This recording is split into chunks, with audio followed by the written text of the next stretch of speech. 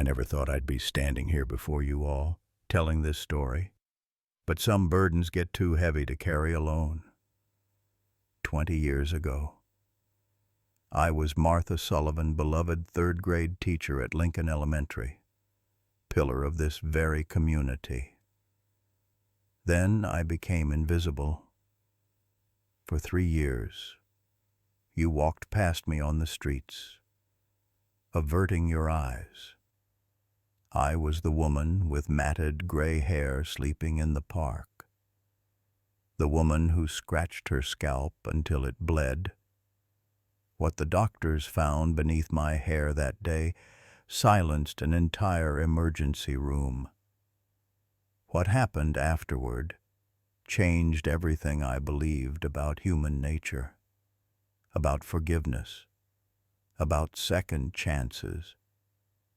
Sometimes it takes losing everything to discover what matters, and sometimes the itch that nearly kills you might just save your life. Leave a like and share your thoughts in the comments along with the city you're watching from now. Let's continue with the story. Back in 2005, my classroom walls at Lincoln Elementary were covered with children's artwork and inspirational quotes. "Reading opens doors," proclaimed the banner above my chalkboard. For 32 years, I'd stood beneath it, helping young minds unlock the magic of words. My third graders adored me, their parents respected me, and the principal called me the heart and soul of our school. Every morning, I'd arrive early to prepare the day's lessons, my sensible shoes clicking down the polished hallway. "Morning, Martha," the janitor would call. Coffee's fresh in the teacher's lounge. I had routines, you see, stability, a modest but comfortable home in the suburbs with hydrangeas I'd planted when Michael was born. Oh, Michael, my brilliant boy. By then he was 25, in his third year of medical school at Boston University. How proud I was when he'd call, exhausted from overnight rotations but still determined to become a pediatrician.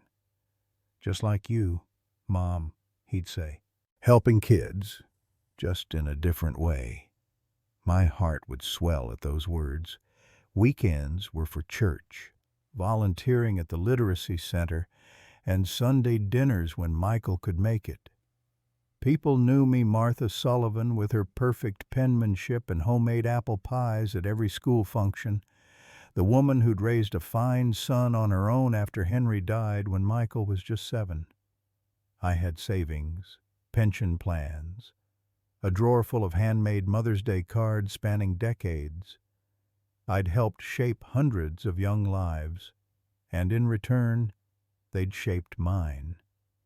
When I walked through the grocery store or attended town meetings, former students, now adults with children of their own, would stop to share memories of their time in my classroom. "You taught me to love reading, Mrs. Sullivan," they'd say.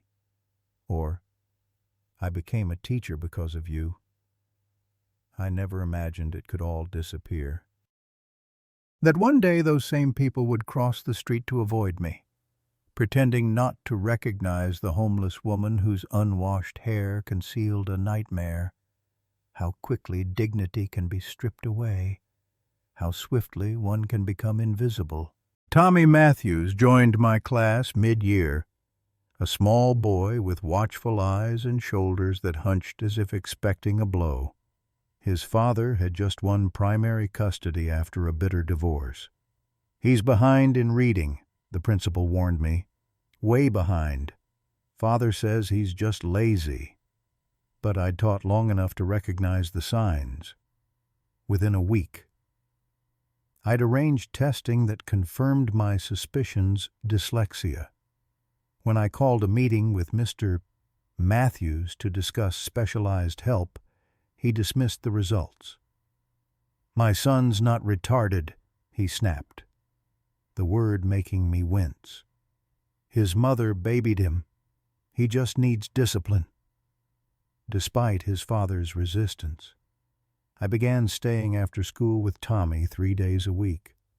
We used multi-sensory techniques, tracing letters in sand, using colored overlays, breaking words into manageable chunks. Progress was slow but steady. "You're doing great, Tommy," I'd tell him when frustration brought tears to his eyes. "Dad says I'm stupid," he whispered one afternoon. "Your father is wrong," I said firmly, putting my hand on his shoulder. "Your brain just works differently, and there's nothing stupid about you." The day Tommy read an entire paragraph without help, his face lit up with such joy that I hugged him spontaneously. "I'm so proud of you," I exclaimed. That hug would destroy my life. 2 days later, the principal called me into her office. Mr. Matthews had filed a complaint, claiming I'd behaved inappropriately with his son. The accusation was so absurd I actually laughed until I saw her face. "This is serious. Martha, he's talking about pressing charges." "For a hug, Barbara. You know me. 32 years without a single complaint." She nodded, but her eyes were worried. "Of course I know you, but we have to follow protocol. Administrative leave until the investigation is complete." Walking to my car that afternoon, past classrooms where children were learning and laughing, I felt numb. Surely this would be cleared up quickly. My colleagues would support me. Parents who'd trusted me with their children for decades would stand by me. The first few weeks, they did. Notes of encouragement arrived daily.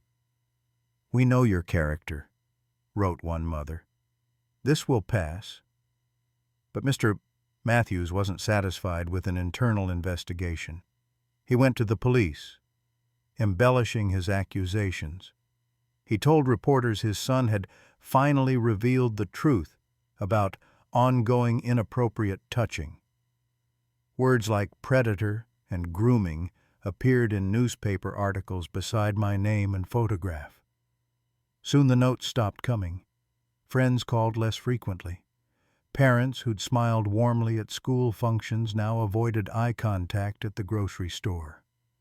"It doesn't matter what's true," my lawyer explained grimly. "It's about perception. Once this kind of accusation is made, it sticks." The school district, fearing liability, accelerated their investigation. Former students were interviewed, searching for other victims. None were found, but the damage was done.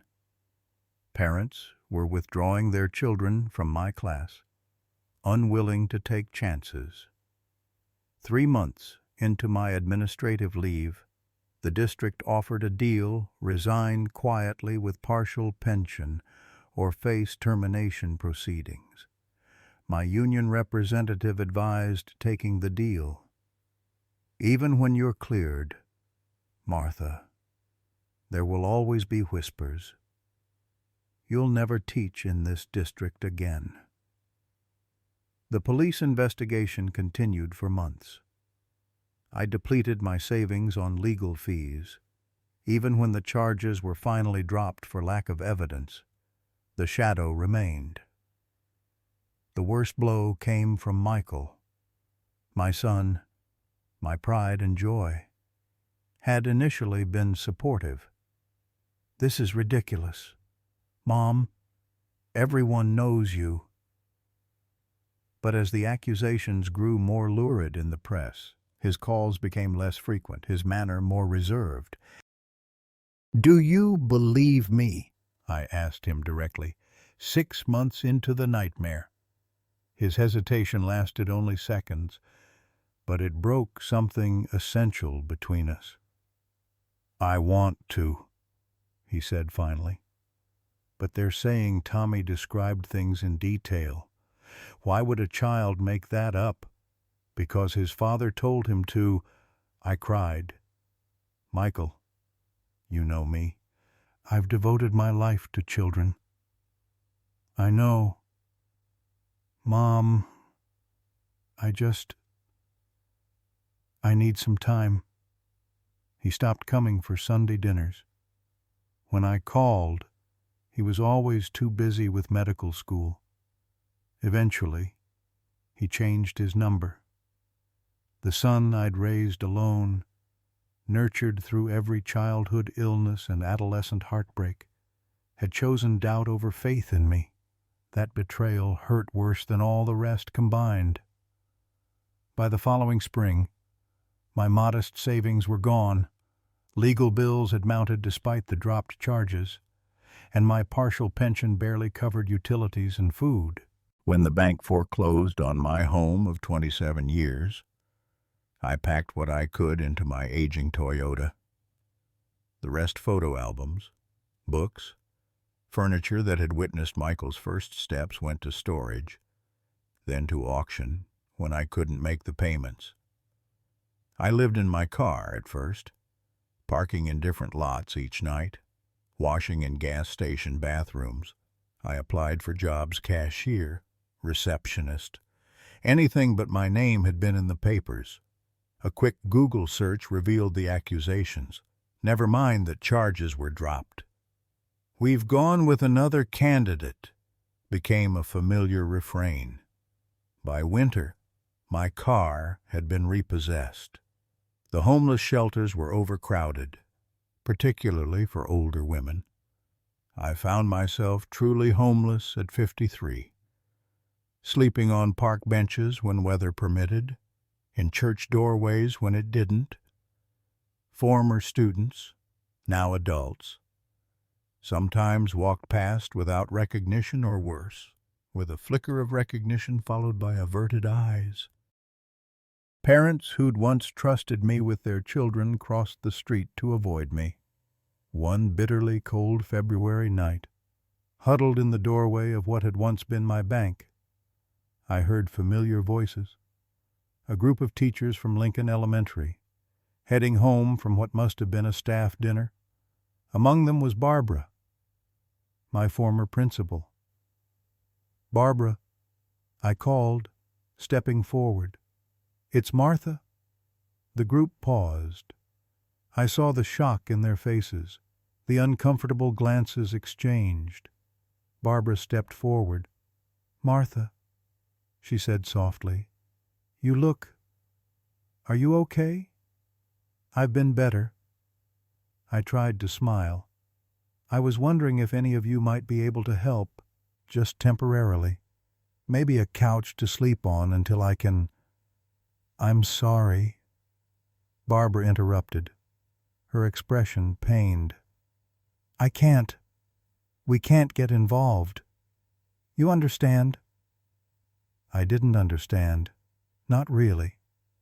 Not until that moment when I realized that in their eyes I was no longer Martha Sullivan, dedicated teacher. I was a pariah, a cautionary tale, someone to pity from a distance but never invite into your home. They left me there in the doorway, murmuring apologies.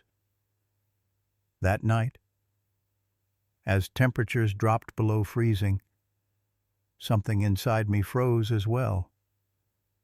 Hope, perhaps, or faith in human decency. By spring, my appearance had deteriorated beyond recognition. My clothes were whatever I could find at donation centers. My once neat gray bob had grown long and matted. Washing one's hair is a luxury few homeless people can manage regularly. And something else had begun, something I'd initially dismissed as stress or poor diet. My scalp had started to itch, constantly, maddeningly. I scratched until I drew blood, but the relief was always temporary. Soon, the itching was accompanied by pain, then small bumps that became open sores. I tried the emergency room at Boston General twice. The first time, they gave me antibiotic cream without really examining me. The second time, a young doctor barely looked at my scalp before diagnosing lice or scabies and suggesting I find some place to shower regularly. I was a teacher, I told him, desperate to be seen as human. I have a son in medical school. His expression made it clear he didn't believe me. By the third year of homelessness, I barely recognized myself. The woman who had once taken pride in her neat appearance now avoided reflective surfaces. The itching had become unbearable, my scalp a landscape of pain. But more doctors meant more humiliation, more dismissal. I learned to live with it, as one learns to live with all manner of indignities when survival is the only goal. And through it all, in my darkest moments on the coldest nights, I would wonder, does Michael ever think of me? Does he know I'm out here? Does he care? I need to confess something I've never told anyone before. During my third year on the streets, I did something unforgivable, something that haunts me still. There was an older woman, Ruth, who often shared the same doorway shelter as me during winter months. She had been homeless much longer than I, nearly 15 years. She once told me, Ruth had a persistent cough that grew worse as temperatures dropped, but she refused to go to the emergency room. "They'll just send me back out," she said between hacking coughs. "What's the point?" Ruth had managed to get prescriptions, somehow antibiotics and cough syrup with codeine. She kept them in a plastic bag tucked inside her coat, one particularly brutal February night. Her coughing stopped suddenly. I called her name, shook her gently, then with increasing desperation. But Ruth was gone, her eyes staring emptily at the dark sky. I should have called for help immediately. Instead, I took her medications. The rational part of my mind argued she no longer needed them. The desperate part, the part that had been in constant, excruciating pain from my scalp condition, saw relief. I told myself I would just take a few doses of the antibiotics, hoping they might help whatever infection was ravaging my head. It wasn't until morning that I finally reported finding Ruth's body. By then, her medications were hidden in my own meager belongings. When paramedics came, I said nothing about them. I watched as they zipped Ruth into a body bag, another forgotten soul, while the stolen pills seemed to burn a hole in my pocket. That theft marks the lowest point of my life, lower than sleeping in urine-soaked doorways, lower than being ignored by people who once respected me. I had become someone who would steal from the dead. The antibiotics didn't help my condition. Within weeks, the itching had become so severe that I could no longer sleep. The pain was constant, radiating from my scalp down my neck. I could feel lumps forming beneath my matted hair, tender to the touch. Sometimes when I scratched, my fingers would come away with not just blood, but something else, a clear, yellowish fluid that had a smell I couldn't describe, but knew wasn't normal. I tried hospitals again. Boston General sent me away after a 15-minute wait. The triage nurse handing me a pamphlet for a homeless shelter and suggesting I get cleaned up before returning. Massachusetts Memorial was kinder but equally unhelpful. A rushed doctor prescribed topical antifungal cream without removing my knit cap to properly examine my scalp.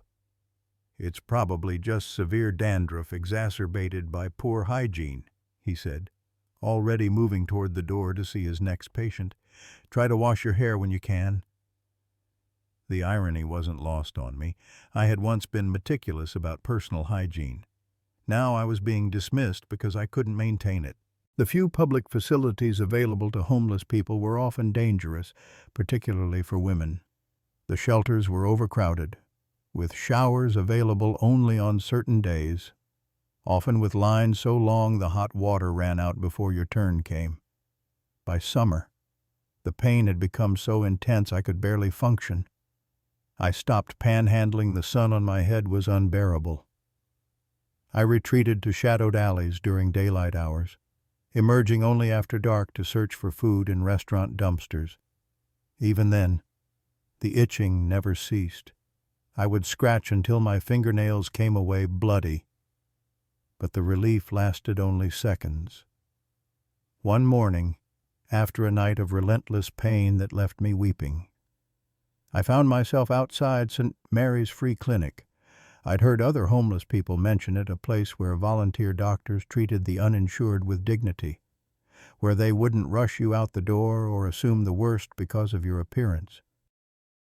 I stood outside for nearly an hour, debating whether to go in. What if they, too, dismissed me? What if they looked at my matted hair and filthy clothes and saw only another hopeless case not worth their time? Worse, what if they actually examined me thoroughly and found something truly terrible? Fear of knowing can be as paralyzing as fear of the unknown. Finally, thirst drove me inside. My mouth was so dry I could barely swallow. Another symptom I'd been ignoring. The waiting room was clean but worn, filled with people whose circumstances likely mirrored my own. At the front desk, a middle-aged woman with kind eyes handed me a clipboard. "Just fill out what you can," she said. "Don't worry about insurance information if you don't have any."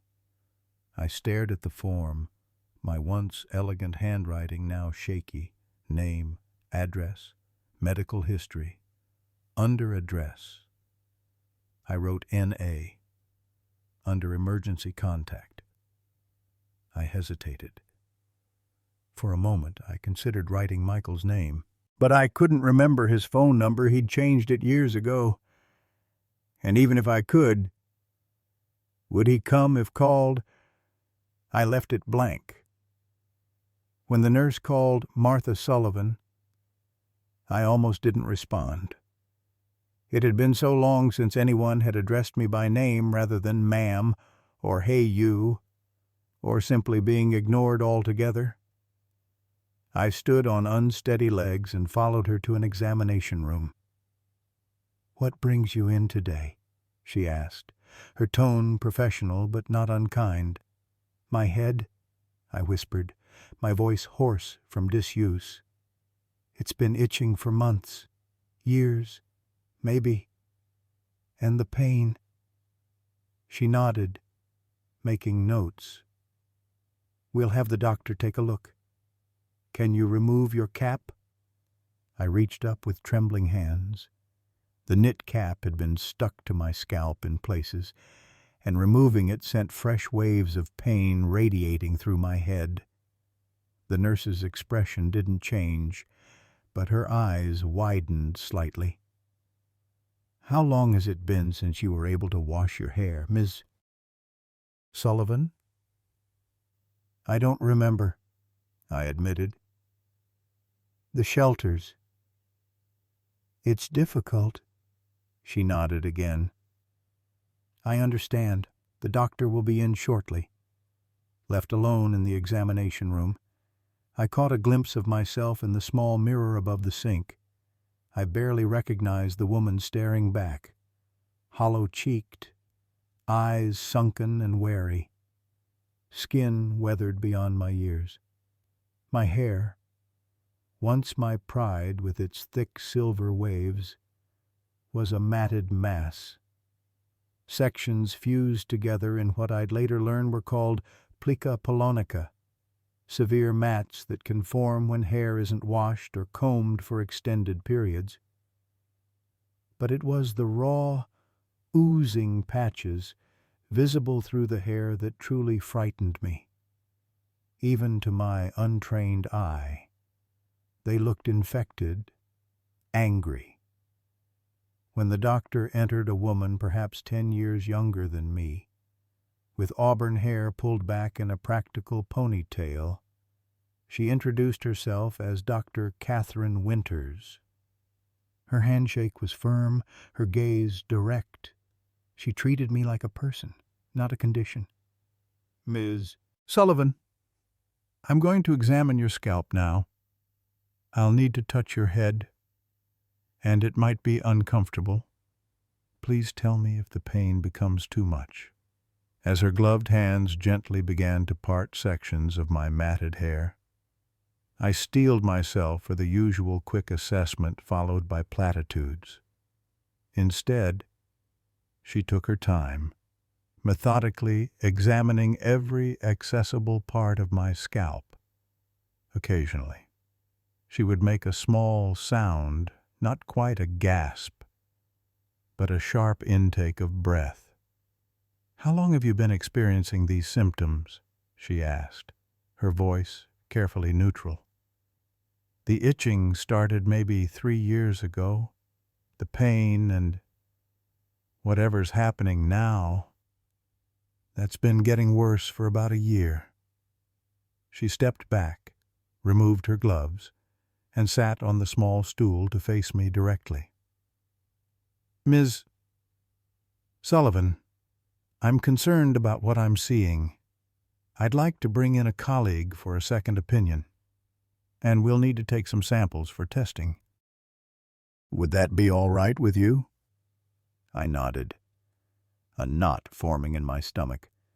No doctor had ever wanted a second opinion before they'd barely wanted to give a first one. "While we wait for Dr. Reed, can you tell me a bit more about your situation? How long have you been without stable housing?" The question was asked without judgment, but still, shame washed over me. "About 3 years," I said quietly. "I used to be a teacher. 3rd grade. Something flickered in her eyes, surprise, perhaps. "What happened, if you don't mind my asking, and so, waiting for the second doctor?" I gave Dr. Winters the abbreviated version of my downfall, the false accusation, the investigation, the loss of career, home, family. With each sentence, the knot in my stomach loosened slightly. It had been so long since anyone had actually listened. When Dr. Reed arrived, their hushed consultation confirmed my fears. Something was very wrong. More wrong than I had allowed myself to imagine during those years of being dismissed by emergency rooms and clinics. Neither of them had yet told me exactly what they'd found beneath my matted hair. But as Dr. Reed left to arrange for samples to be taken, Dr. Winters turned to me with an expression that sent ice through my veins. "Ms. Sullivan," she said gently, "I want you to know that we're going to help you. But I need to be honest, the condition we're seeing is quite serious. It should have been treated long ago." In that moment, facing the compassionate but grave expression of a doctor who had actually taken the time to see me, truly see me, I felt a strange mixture of terror and relief. Terror at what might be growing beneath my matted hair. Relief that someone had finally noticed I was suffering. "We're going to need to take photographs," Dr. Sir Reed explained, his voice gentle but clinical. "For medical documentation. Is that all right with you, Ms. Sullivan?" I nodded, numb with fear. What had they seen that warranted such concern? The examination room had fallen eerily silent after Dr. Winters' initial assessment. I'd caught the look that passed between the two doctors, that universal language of medical professionals trying not to alarm a patient while communicating the severity of a situation. A young nurse entered with a camera and various collection tools. Dr. Reed explained each step methodically as they prepared to take samples from my scalp. The nurse positioned the camera. But when she got her first clear look at my scalp through the viewfinder, she gasped audibly. "I'm sorry," she stammered, regaining her composure. "I just wasn't prepared for—" Her voice trailed off as Dr. Winters gave her a warning look. "For what?" I asked, my mouth dry with fear. "What do you see?" Dr. Winters sat down so she could meet my eyes directly. "Ms. Sullivan, you have what appears to be a severe case of folliculitis, an infection of the hair follicles complicated by secondary bacterial infections. But there's something else. The infection has created an environment where—" She hesitated, clearly weighing her words. "Where what?" I pressed. "Where parasites have established themselves," she finished quietly. "Specifically, we're seeing evidence of myiasis, a condition where fly larvae, or maggots, infest human tissue." The room seemed to tilt around me. Maggots. In my head, living, feeding on me. I had become a host for creatures that should exist only in nightmares. It's not uncommon in severe untreated wounds, especially in challenging living situations, Dr. Reed added hastily. But the extent of the infestation is concerning. We'll need to begin treatment immediately. I couldn't speak. Shame, horror, and a strange detachment washed over me in waves. How had I fallen so far from respected teacher to this, a cautionary tale, a worst-case scenario, a human petri dish? The nurse, having recovered from her initial shock, began taking photographs, each flash illuminating my humiliation.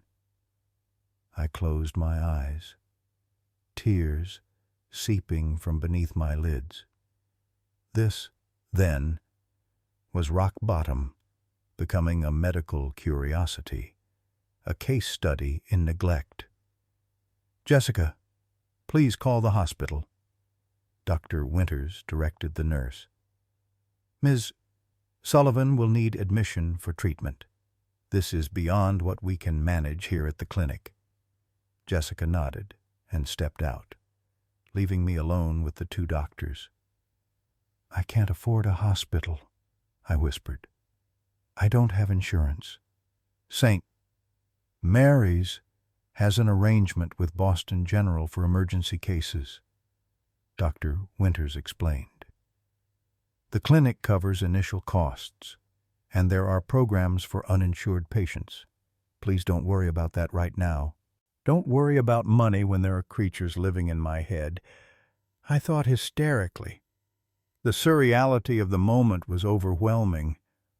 "I need to step out and make some calls," Dr. Reed said. "Dr. Winters will stay with you," when the door closed behind him. Dr. Winters pulled her stool closer. "I want you to know that this is treatable," she said firmly. "It looks horrifying, and I'm sure it feels even worse. But we can address this. You're going to be okay." Her reassurance, delivered with such conviction, broke something in me.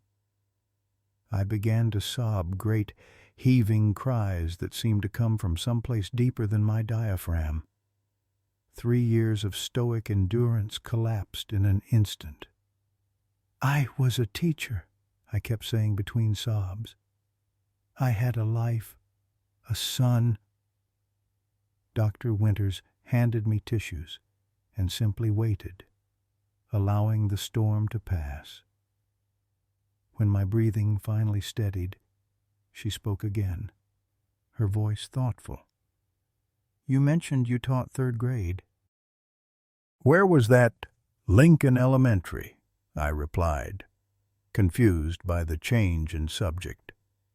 "For 32 years. Something flickered across her face. Recognition. Surprise. Lincoln Elementary in Dorchester, she asked, leaning forward slightly. I nodded, wiping my eyes. Mrs.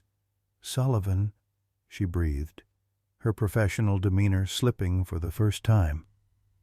Martha Sullivan. Now it was my turn to be surprised. Yes, that's me. You taught me to read, she said, her voice quiet with disbelief. I was in your class in 1989. Catherine Nichols back then. You stayed after school with me for months because I was struggling. You made those special cards with the pictures that helped the words make sense. The world seemed to still around us. I peered at her face, trying to see past the adult professional to the child she had been. Catherine Nichols, a small girl with auburn braids and a serious expression, who had come to me reading 2 grades below level and left at year's end, devouring chapter books. You brought me Charlotte's Web when you found out I loved animals, she continued, her eyes brightening with the memory. You inscribed it to Catherine, who proves that persistence is magic. You still have it, I whispered, astonished. It's on my daughter's bookshelf now. She confirmed, Mrs. Sullivan, I became a doctor because of you, because you showed me I could overcome challenges with hard work, because you believed in me when no one else did. The cosmic irony of this moment wasn't lost on me. Of all the free clinics in Boston, I had wandered into the one where a former student, a girl whose life I had helped shape, now worked as a physician. A girl who had grown into a woman with the power to help me when I needed it most. I heard about what happened to you, Dr. Winters. Catherine continued, her expression darkening. The accusations, I never believed them, not for a second. You were the most dedicated, appropriate teacher I ever had. Fresh tears welled in my eyes, but these were different tears of validation after years of shame and doubt. Someone remembered me as I was, not as I had been portrayed. The door opened, and Dr. Reed returned with Jessica and another nurse. The ambulance is on its way, he announced. Boston General has been notified and will be expecting you. As the nurses prepared me for transport, Catherine leaned close. I'm coming with you, she said firmly. I'll make sure they understand who you are. Mrs. Sullivan, who you really are. The ambulance ride was a blur of sirens and concerned voices. I drifted in and out of awareness. The combination of physical pain, emotional shock, and what I would later learn was the beginning of sepsis taking its toll. Catherine rode beside me, her presence a tether to both my past and whatever future might await. At Boston General, the reception was markedly different from my previous visits. No dismissive triage, no assumptions based on appearance. Catherine's presence ensured that, but so did the severity of my condition.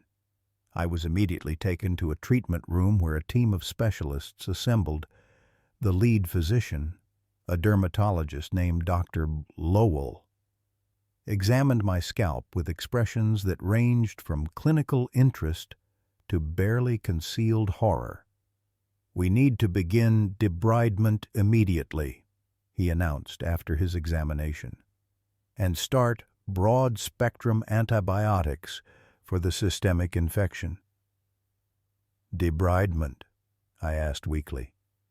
Removal of the infected tissue and the infestation, he explained carefully. It will require sedation. We'll need to shave your head completely to access all affected areas. Another loss, my hair, the last remnant of the woman I once was. But at this point, what choice did I have? Before we begin, Catherine interjected, I want to make sure everyone understands Ms. Sullivan's situation. She was a respected elementary teacher for over 30 years. False accusations destroyed her career and led to her current circumstances. She has been repeatedly denied proper medical care because of her homeless status. Dr. Lowell had the grace to look uncomfortable. I assure you, Dr. Winters, we'll provide the highest standard of care. I know you will, Catherine replied, her tone making it clear she would accept nothing less. Because I'll be observing the procedure. As they prepared to sedate me, I gripped Catherine's hand. Thank you, I whispered, for seeing me. I never forgot you, Mrs. Sullivan, she responded, her eyes fierce with determination. And I won't let anyone else forget who you are either. The sedative flowed into my veins, and the last thing I remember before darkness claimed me was the thought that perhaps rock bottom had a trap door after all, one that might, against all odds, lead upward. I awoke hours later in a private room, my head wrapped in bandages, an IV delivering fluids and antibiotics into my arm. The pain was still present, but different now, clean and sharp, rather than the relentless, maddening itch that had tortured me for years. Catherine was there, reviewing my chart. When she saw I was awake, she came to my bedside. "How are you feeling?" she asked. "Like I've been given a reprieve from hell," I croaked, my throat dry. "What did they find?" She helped me sip water before answering. "It was extensive," she said carefully. The primary infestation had created tunnels in the matted hair and some superficial skin layers. There were secondary bacterial infections, which is why you've been feeling so ill. We're culturing the samples now to determine the exact bacteria so we can target the antibiotics more precisely. How bad is it, really? Catherine hesitated, then reached for her tablet. The team took photographs during the procedure for medical documentation. Would you like to see? Part of me didn't want to know, didn't want visible confirmation of how far I had fallen. But another part needed to see, to fully understand the horror I had been living with. "Show me," I said. The images were clinical but nightmarish. My scalp, bloody and raw in places, with clear evidence of what had been living there. Masses of larvae, some actively moving, embedded in what had once been my hair. Close-ups showed the damage to my skin, the inflammation, the weeping sores that had developed. Dr. Lowell said in 30 years of practice, he's never seen a case this severe in the United States, Catherine said quietly. They're writing a case study. I handed back the tablet, oddly detached. I've become a medical curiosity. You've become a survivor, she corrected firmly. And a wake-up call. The hospital administration is already discussing policy changes for homeless patients presenting with dermatological issues. A nurse entered to check my vitals, her eyes widening slightly when she saw I was awake. Word had clearly spread about the woman with the nightmare scalp. Your temperature is down, she noted, recording the information. That's a good sign. The antibiotics are working. After she left, Catherine settled into the chair beside my bed. There's something else you should know, she said, her expression serious. Your case has attracted attention. One of the residents took photos on his personal phone against all protocols, and they've leaked social media, news outlets. They're running stories about the homeless woman with the infested scalp. Fresh shame washed over me. They're using me as a freak show. Some are, Catherine acknowledged. But others are focusing on the systemic failures that allowed your condition to progress so far. The fact that you sought help multiple times and were turned away. The treatment of homeless patients in emergency settings. Great, I said bitterly. I've become an object lesson. You've become a catalyst, Catherine corrected. And there's more. A reporter did some background research after the story broke. They found articles about your case from years ago, the accusations, the aftermath. They're running a follow-up piece on how false allegations can destroy lives. I closed my eyes, overwhelmed. After years of invisibility, I had become hyper-visible in the worst possible way, defined first by accusations I couldn't disprove, then by an infestation I couldn't prevent. Would I ever be seen for who I truly was again? There's one more thing, Catherine said, her voice gentler now. The hospital needs emergency contact information.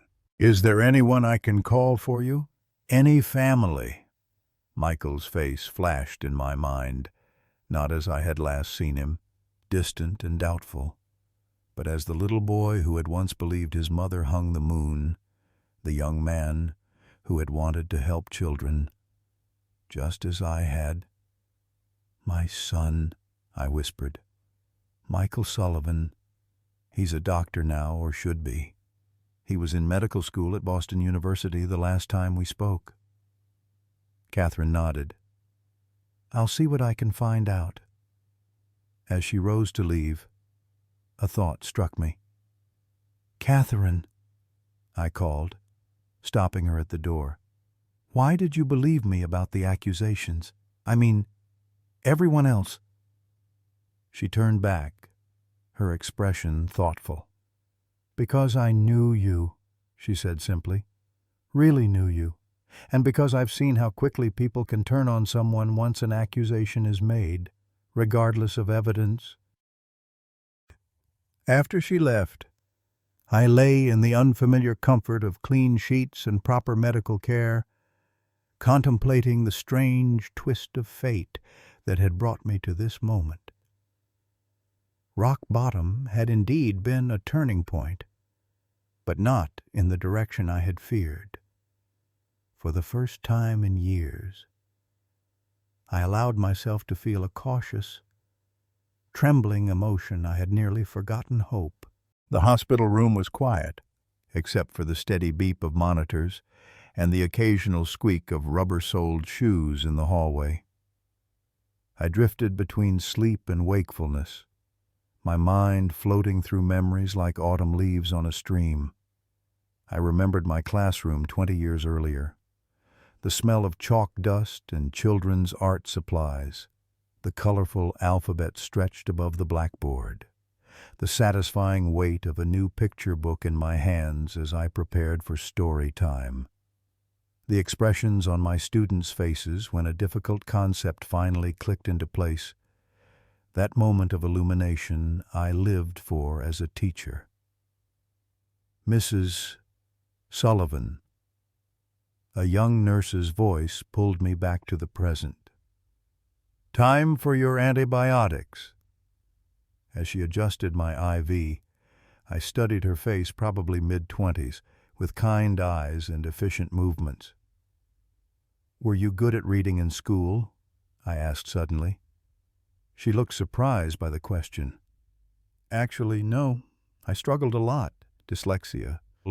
Wasn't diagnosed until 5th grade. Did you have a teacher who helped you? Her face softened with memory. Mrs. Patel, my reading specialist. She changed everything for me, spent her lunch breaks working with me on phonics. That's what good teachers do, I murmured. Were you a teacher? She asked, pausing in her work. 3rd grade, for 32 years. She smiled. I bet you were wonderful. I was, I said simply.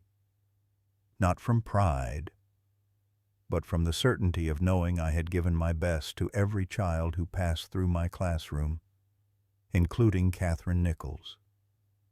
Now, Dr. Winters, who had somehow found me at my lowest point. The nurse finished her tasks and left me to my thoughts, which drifted again to the past. I remembered Michael's 6th birthday party, a dinosaur theme he'd been obsessed with for months. I'd stayed up until 2 a.m. making a volcano cake that erupted real lava red-tinted baking soda and vinegar. The delight on his face had been worth every minute of lost sleep. Where was he now? Had he finished medical school?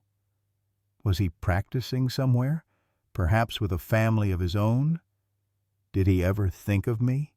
Or had he sealed away that part of his life, like a room in a house you no longer enter?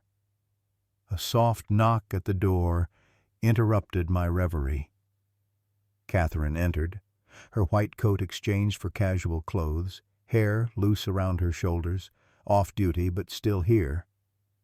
"How are you feeling?"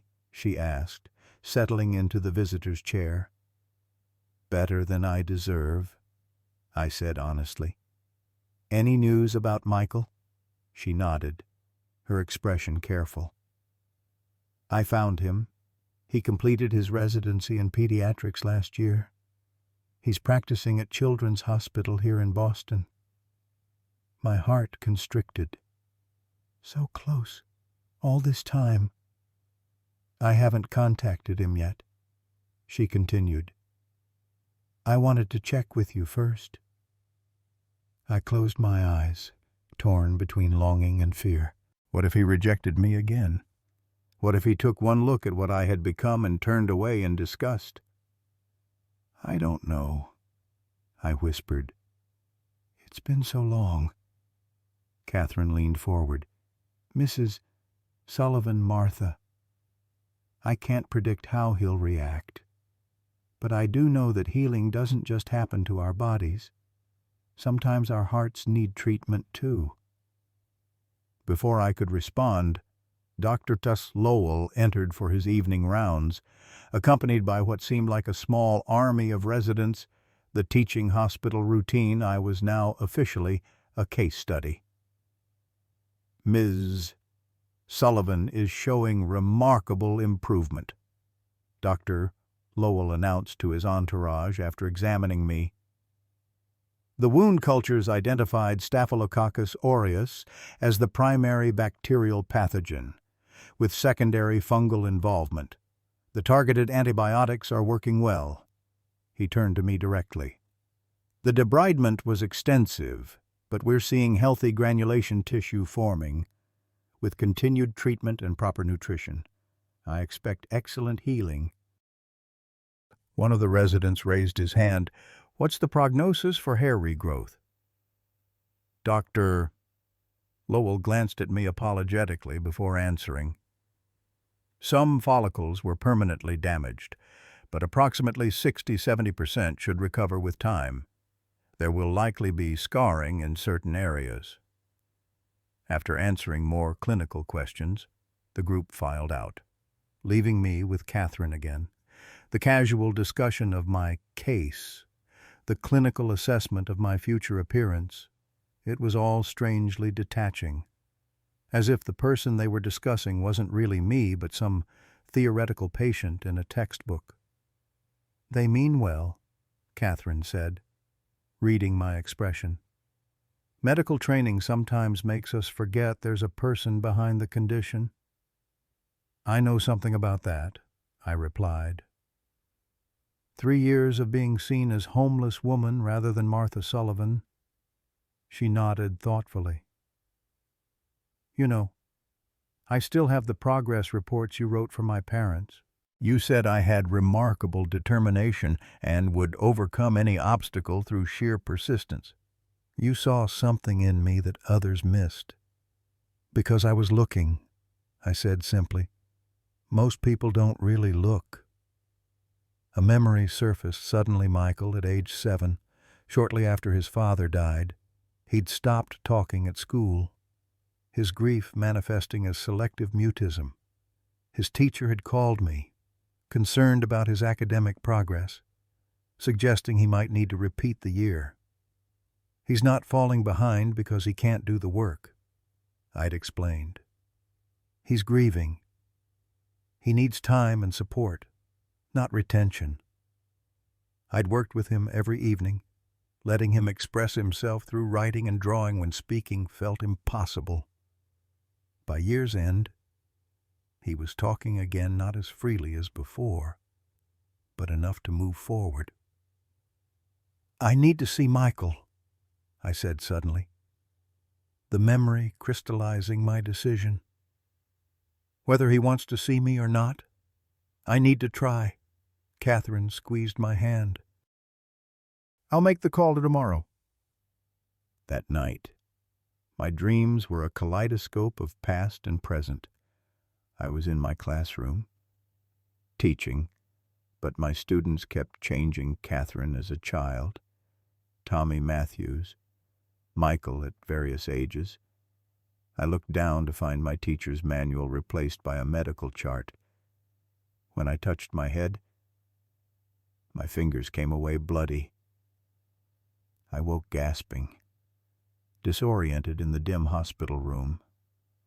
A night nurse appeared immediately, adjusting something in my IV. Just something to help you rest, she murmured.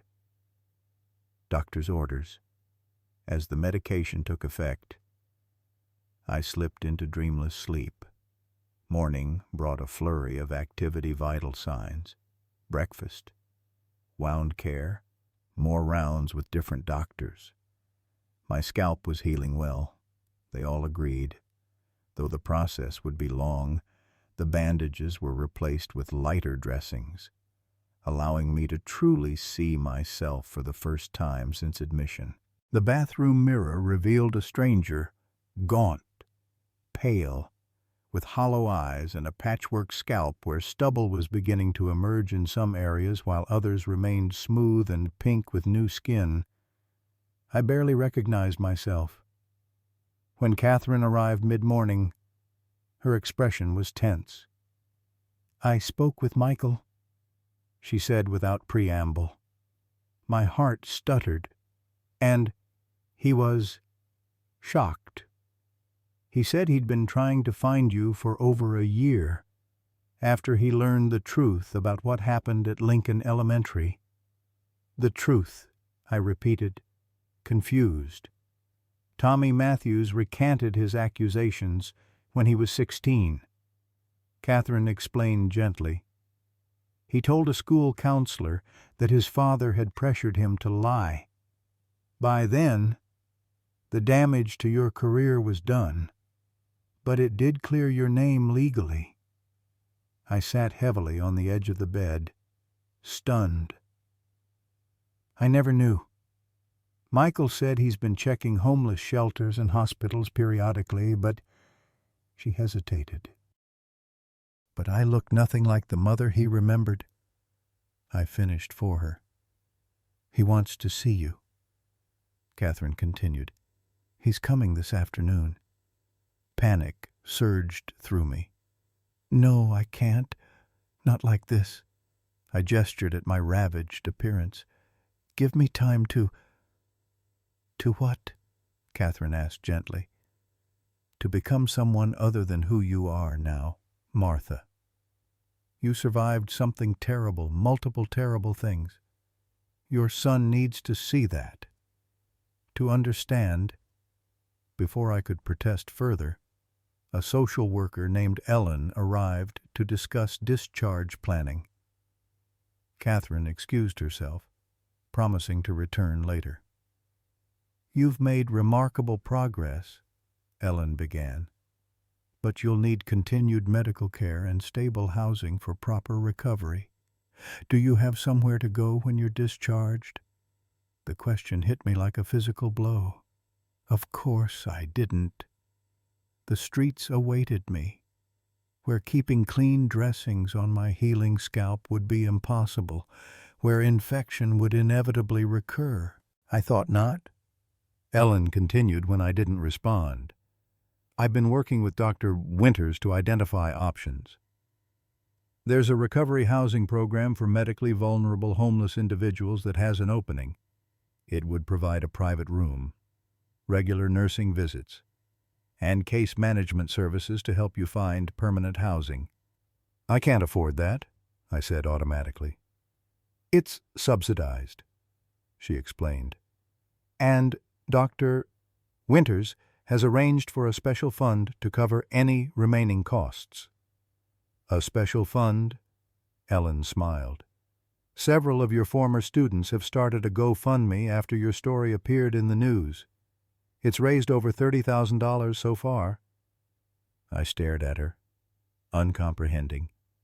Former students, people I hadn't seen in decades, were donating money to help me, after everything that had happened. "People remember you, Martha," Ellen said softly. "They remember who you really are." After she left, I sat by the window, watching clouds drift across the blue October sky.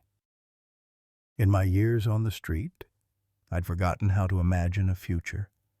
Survival had consumed all my mental energy finding the next meal, the next relatively safe place to sleep, enduring one more day of pain and humiliation.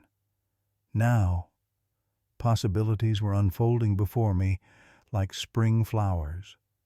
A safe place to recover, medical care, perhaps even, someday, a small apartment of my own again.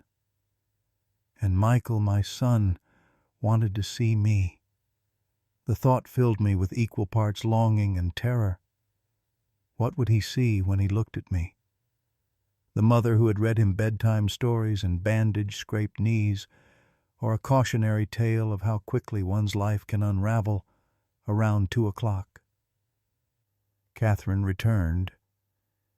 "He's here," she said quietly.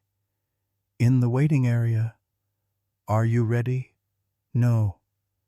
I wanted to say, "I'll never be ready." Instead, I nodded. "Could you," I gestured vaguely at my appearance, "help me look a bit more presentable?" Catherine smiled. "Of course." She helped me change into a clean hospital gown, combed what little hair I had, and even produced a light lipstick from her purse. "You don't need it," she assured me, "but I thought it might make you feel more like yourself." The familiar gesture of applying lipstick, something I hadn't done in years, did indeed evoke the woman I used to be. Martha Sullivan, who color-coordinated her outfits and wore sensible but stylish shoes. Martha Sullivan, who believed appearances mattered because they showed respect for oneself and others. "Thank you," I whispered, handing back the lipstick. "For everything." "You taught me to read," Catherine said simply. "You changed my life. This is the least I can do." She stepped out to bring Michael in, leaving me alone with my racing heart and trembling hands. I closed my eyes, taking deep breaths to steady myself. When the door opened again, I wasn't ready. Could never have been ready for the sight of my son after so many years. He stood in the doorway, tall and broad-shouldered in a white coat similar to Catherine's. His dark hair was shorter than I remembered, with the first hints of silver at the temples, but his eyes, those were unchanged. My eyes. People had always said, the same deep blue, the same intensity. For a long moment, we simply stared at each other. The gulf of years and circumstances stretching between us like an unbridgeable chasm. "Mom," he finally said, his voice breaking on that single syllable. And suddenly I was transported back 25 years to Michael's first day of kindergarten. He had been so excited until the moment I prepared to leave. Then fear had overtaken him, and he'd clung to my legs, sobbing "Mom," in exactly that same broken tone. "Michael," I whispered, opening my arms. He crossed the room in 3 strides and carefully, so carefully, embraced me. I felt his shoulders shake as he began to cry, his tears falling onto my bandaged head. "I'm sorry," he repeated, over and over. "I'm so sorry." "Shh," I soothed, patting his back as I had when he was small. "It's all right now." When he finally pulled back to look at me, his face was wet with tears. "I should have believed you," he said hoarsely. "I should have stood by you. Instead, You were young," I interrupted, "and the evidence seemed convincing. That's no excuse. You're my mother. You raised me alone after Dad died. You sacrificed everything for me. And when you needed me most, I failed you." The rawness of his pain struck me more deeply than my own suffering had. This was what I couldn't bear. Not my own humiliation or hardship, but my son's guilt.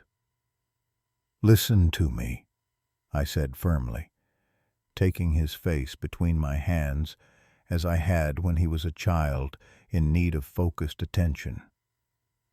"We both made mistakes. I should have fought harder to clear my name. I should have reached out to you even after you pulled away. But what matters is that we're here now."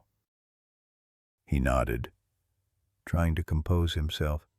His eyes roamed over my face, my bandaged head, taking in the changes time and hardship had wrought. "Dr. Winters told me what happened," he said. "About your condition, about how you were turned away from hospitals. It's a common story for homeless people," I said quietly. "You become invisible." "Not anymore," he promised fiercely. "Never again." As afternoon faded into evening, Michael stayed, telling me about his life during our years apart, his marriage to Rachel, a labor and delivery nurse, their 2 children, my grandchildren Emma, age 6, and Henry, age 4. "Henry is named after Dad," he explained softly, "and Emma's middle name is Martha. Even when I couldn't face you, I wanted them to carry your name." He showed me photos on his phone, beautiful children with his dark hair and my blue eyes. A family I hadn't known existed. "They know about you," Michael assured me.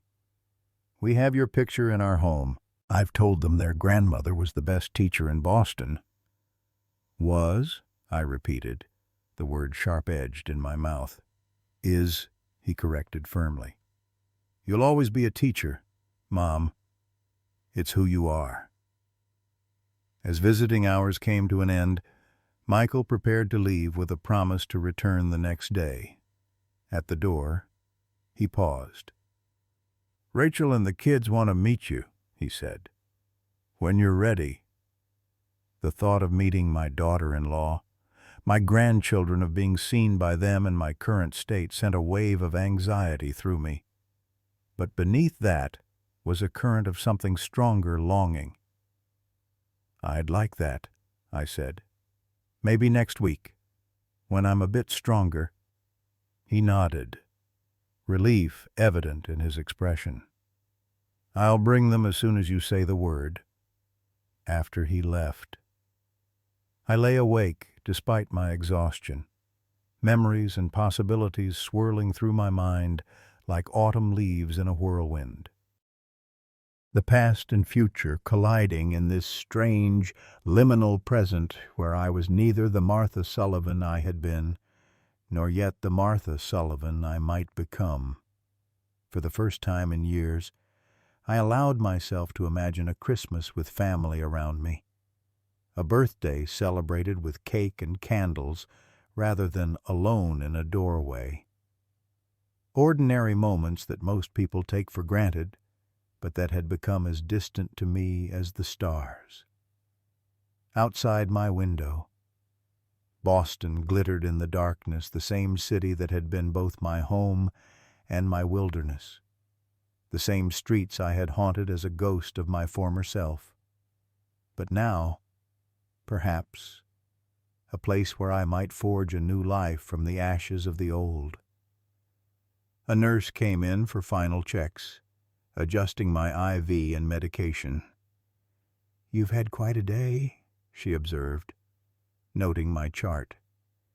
"Your son's visit is marked here."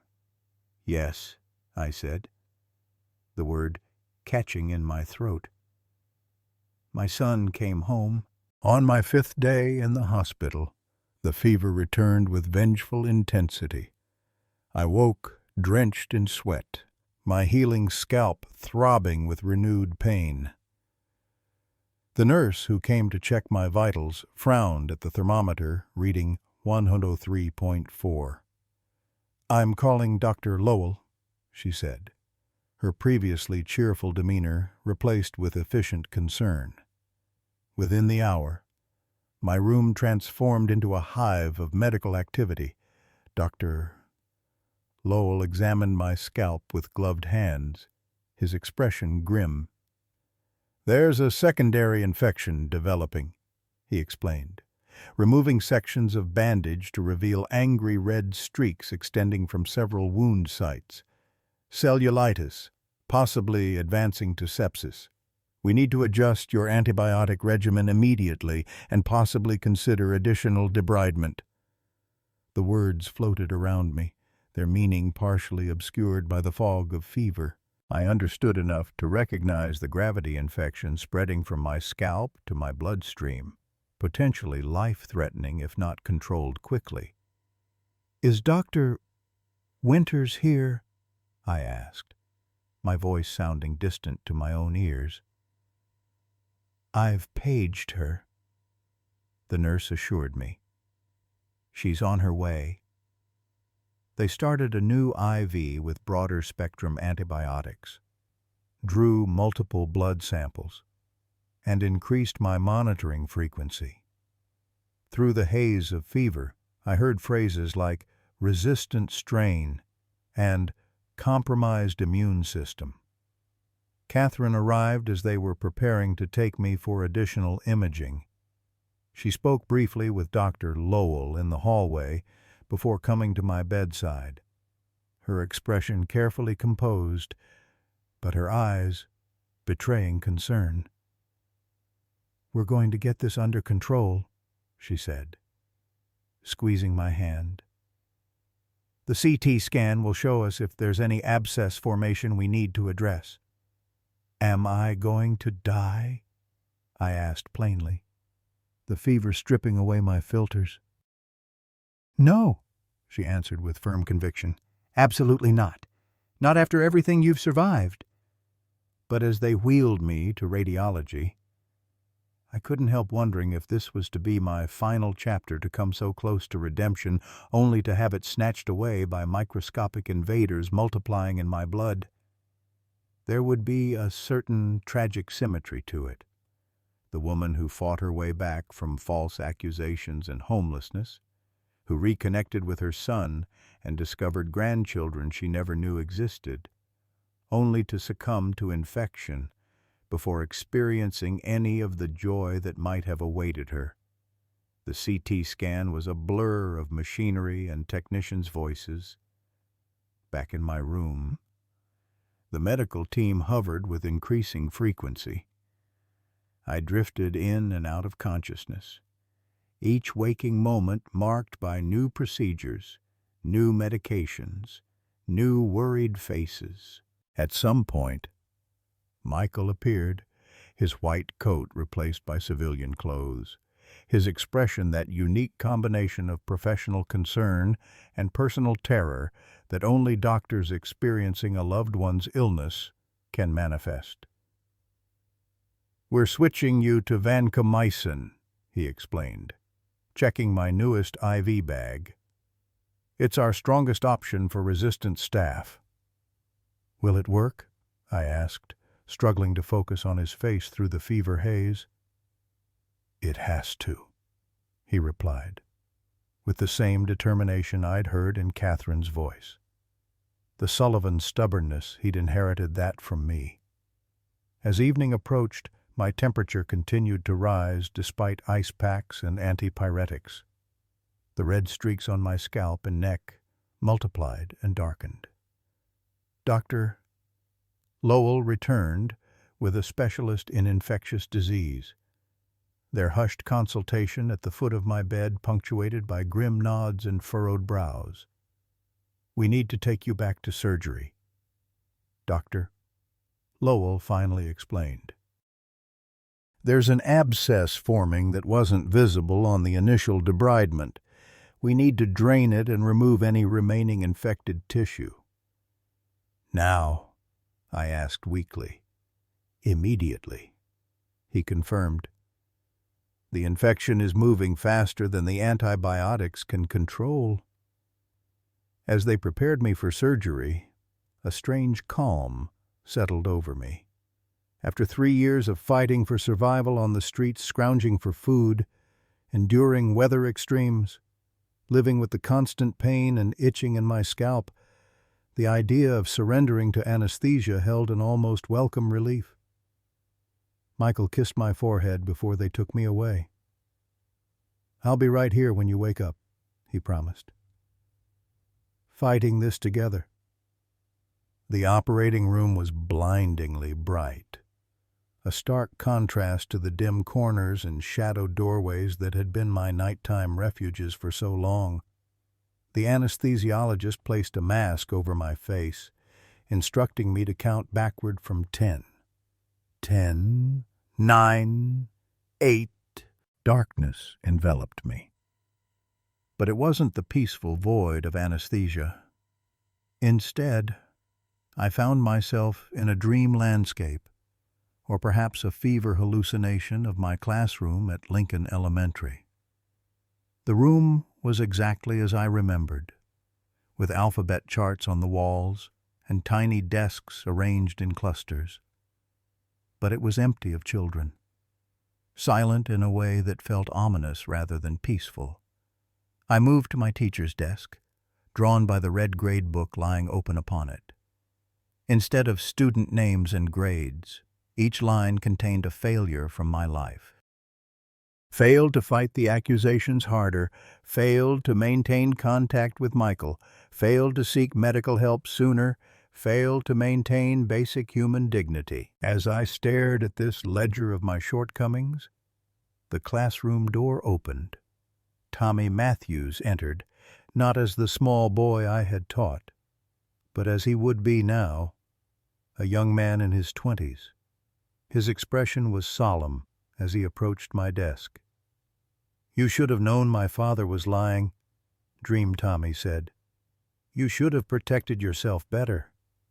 "I tried," I answered. "No one believed me." "You stopped believing yourself," he countered. "That's when you truly lost." He was replaced by Michael, appearing as he had when I last saw him before our estrangement, younger, his face harder with doubt. "Why didn't you fight harder? Mom," Dream Michael demanded. "Why did you let them destroy you?" I was tired, I confessed. So tired of defending myself when no one would listen. I would have listened, he insisted. Eventually. I couldn't wait for eventually, I replied. I was drowning. The classroom dissolved around us, reforming as the Boston General Emergency Room where I had been dismissed so many times. Dream Michael was replaced by a succession of doctors and nurses who had turned me away, their faces blurring together in expressions of disgust and dismissal. Just another homeless case, they said, their voices overlapping. Probably just looking for drugs. Probably just needs a shower. I tried to speak, to assert my humanity, but no sound emerged. I was invisible again, a ghost pleading for recognition. The scene shifted once more. I was lying on a metal table, bright lights above me, medical personnel surrounding me. But they weren't treating me, they were observing, taking notes, photographing. I realized with horror that I wasn't a patient in their eyes. I was a specimen. Note the extensive myiasis, a voice lectured clinically. A textbook case of neglect and hygiene failure. I wanted to scream that I'd tried to get help, that I'd been turned away, that living on the streets made basic hygiene nearly impossible. But again, no sound came out. I was an object of study, not a person with a story. The dream doctors began removing the bandages from my head, revealing not healing wounds but a writhing mass of maggots that spread down my face, my neck, consuming me from the outside in.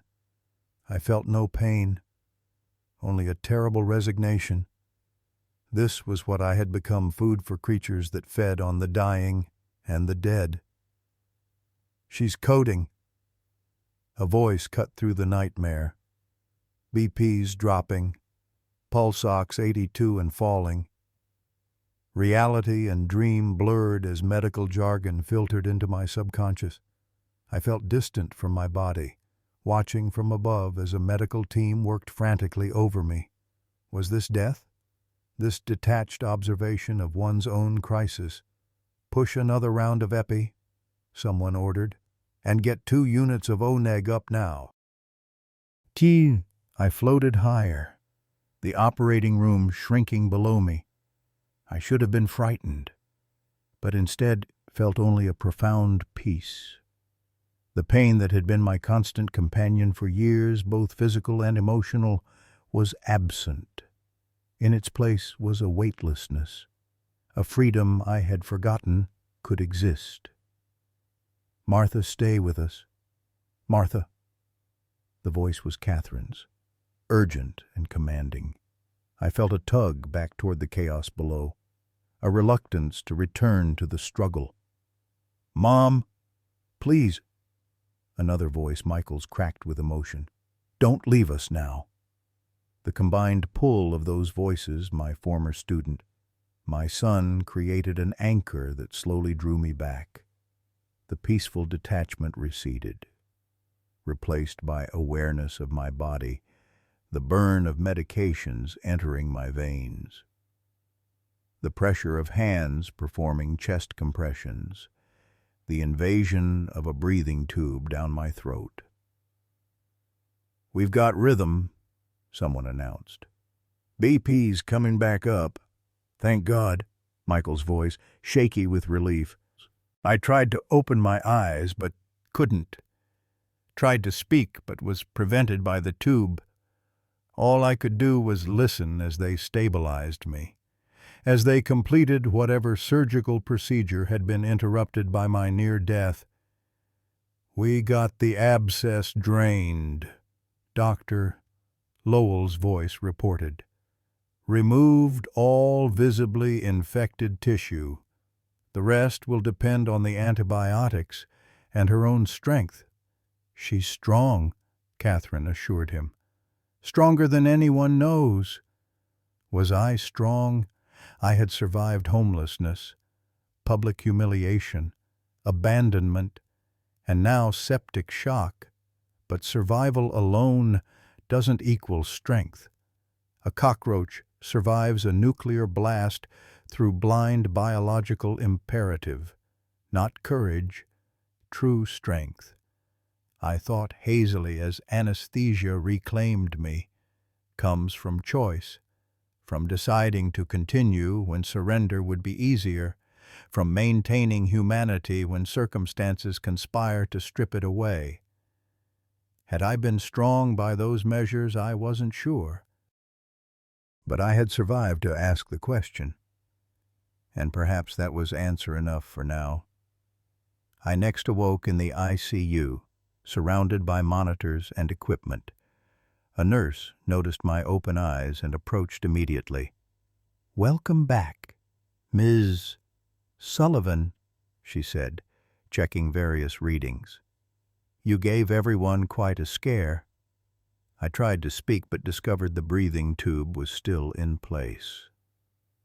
"Don't try to talk," she advised. "The doctor will be in soon to assess whether we can extubate you." Michael appeared at the doorway, his expression transforming from worry to relief when he saw me conscious. He rushed to my side, taking my hand carefully around the IV lines. "Hey, Mom," he said softly. "You're back." I squeezed his hand weakly, trying to convey through touch what I couldn't say aloud. Dr. Lowell arrived shortly after, accompanied by the infectious disease specialist and Catherine. They examined me thoroughly, reviewing monitor readings and lab results. "Your numbers are moving in the right direction," Dr. Lowell announced. "Let's see about getting that tube out so you can talk." The extubation process was uncomfortable but brief. When it was complete, I took experimental breaths on my own, my throat raw but functional. "What happened?" I asked hoarsely.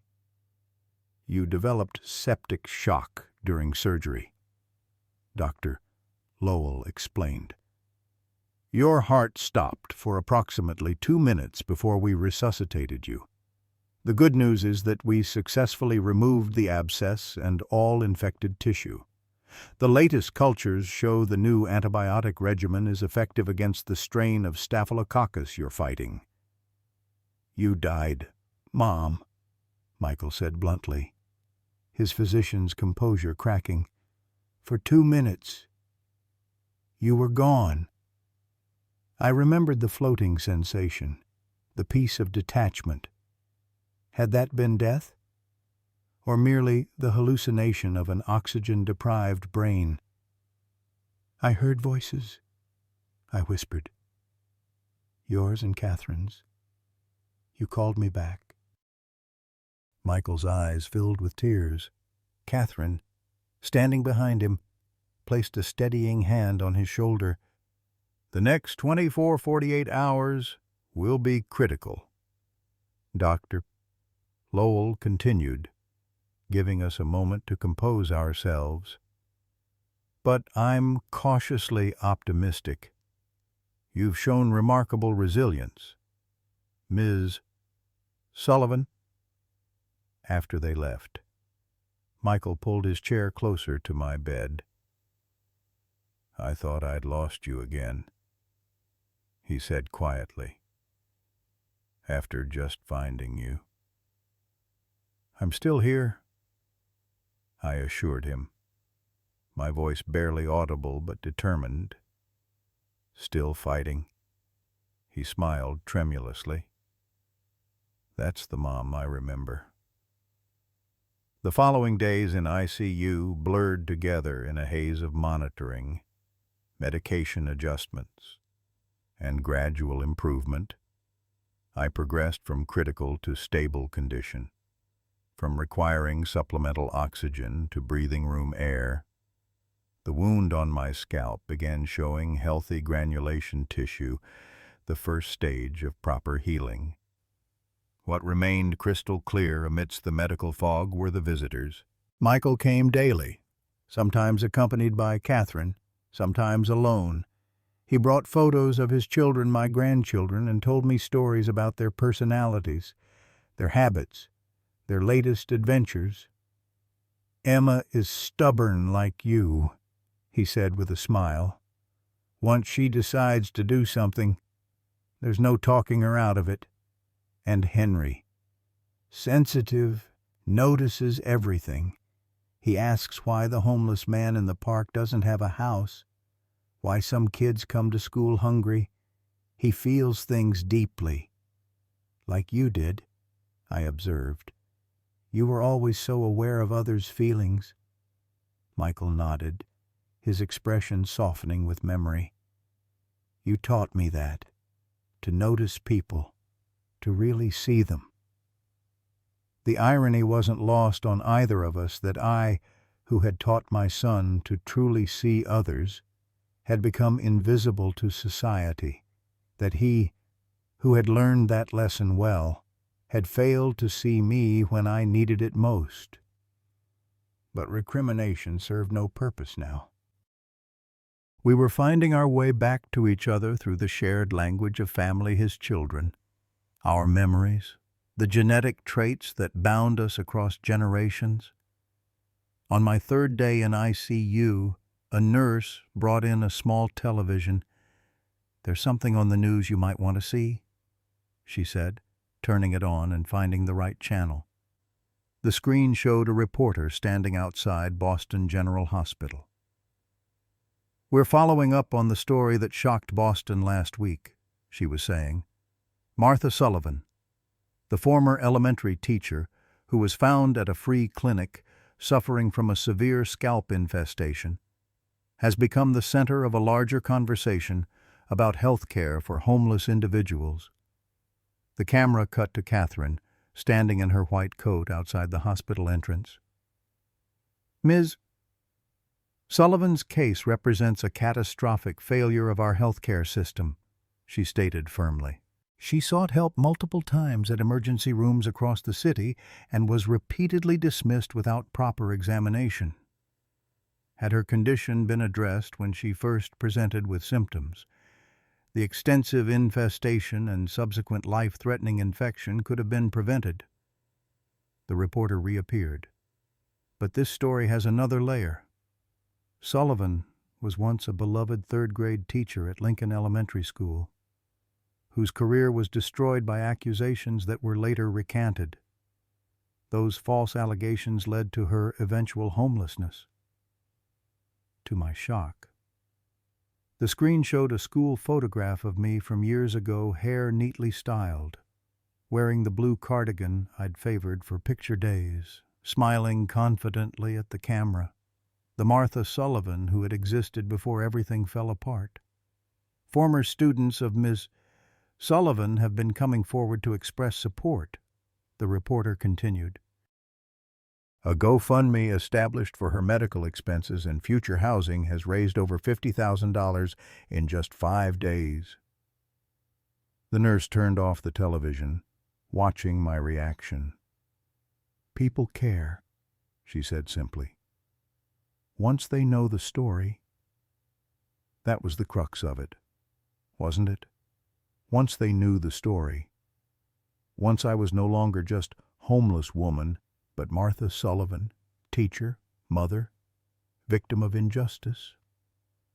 Once I was human again in their eyes. Later that evening, Dr. Lowell came with welcome news. I was stable enough to be transferred out of ICU to a regular medical floor. The infection was responding to treatment. My vital signs were normalizing, and while I still had a long recovery ahead, the immediate crisis had passed. As they prepared me for transfer, I caught sight of my reflection in the metal cabinet beside my bed. The image was distorted but recognizable, a gaunt face with hollow cheeks and shadowed eyes, a mostly bald head with patches of new growth and healing wounds. Not the Martha Sullivan of the school photograph, certainly, but not the desperate woman who had stumbled into St. Mary's Free Clinic either. Someone in between, someone emerging from a chrysalis of suffering, not yet fully formed, but no longer consumed by the old life either. The new room was quieter than ICU, with a window that looked out over the city. As night fell, I watched lights illuminate across Boston office buildings, apartments, restaurants. Behind each light, lives unfolded in their ordinary dramas, families eating dinner, students studying, couples arguing or reconciling, children being tucked into bed. Normal life. The kind I had once taken for granted and then lost so completely that it had come to seem like a dream from someone else's sleep. Could I find my way back to some version of that normality, or was I forever changed by my years on the street, by the humiliation of my condition, by the experience of becoming invisible? A soft knock interrupted my thoughts. Catherine entered, still in her white coat, though it was well past normal working hours. "How's the new accommodation?" she asked with a smile. "Quieter. Thank you for everything you've done." She waved away my gratitude. "I have something to show you," she said, pulling a worn book from her coat pocket. "I mentioned this before, but I thought you might like to see it." It was a paperback copy of Charlotte's Web, its cover faded and corners rounded with years of handling. She opened it carefully to reveal an inscription in faded blue ink to Catherine, who proves that persistence is magic. Keep reading, keep growing, keep believing, with affection. Mrs. Sullivan. June 1989. My own handwriting from another lifetime. I touched the page gently, as if it might disintegrate beneath my fingers. "You really kept it all these years?" Catherine nodded. "It was the first chapter book I read completely on my own. You gave it to me as a reward when I finished those phonics exercises." She paused, her expression thoughtful. "I read it to my daughter now. She loves it as much as I did." The thought of my words, preserved in this book, being passed down to another generation, brought unexpected tears to my eyes. "I thought teaching was my legacy," I said softly. "That when I lost my classroom, I lost my purpose. But maybe it continued without me knowing, through students like you, through the children you're raising." "Of course it did," Catherine said firmly. "You shaped hundreds of young minds. Martha, that impact doesn't disappear because of what happened later." As she left, promising to return the next day, I contemplated her words. Perhaps that was true healing, not just the physical recovery of my body, but the reclamation of my identity, not as it had been before, pristine and untouched by tragedy, but as something new, something that incorporated both the dedicated teacher I had been and the homeless woman I had become, something that acknowledged both my failures and my resilience. A week after my transfer from ICU, Dr. Lowell announced I was ready for discharge. The infection had been defeated. My wounds were healing properly, and my overall health had stabilized enough for outpatient care. "The recovery housing program is prepared to receive you tomorrow," the social worker, Ellen, explained during our final discharge planning meeting.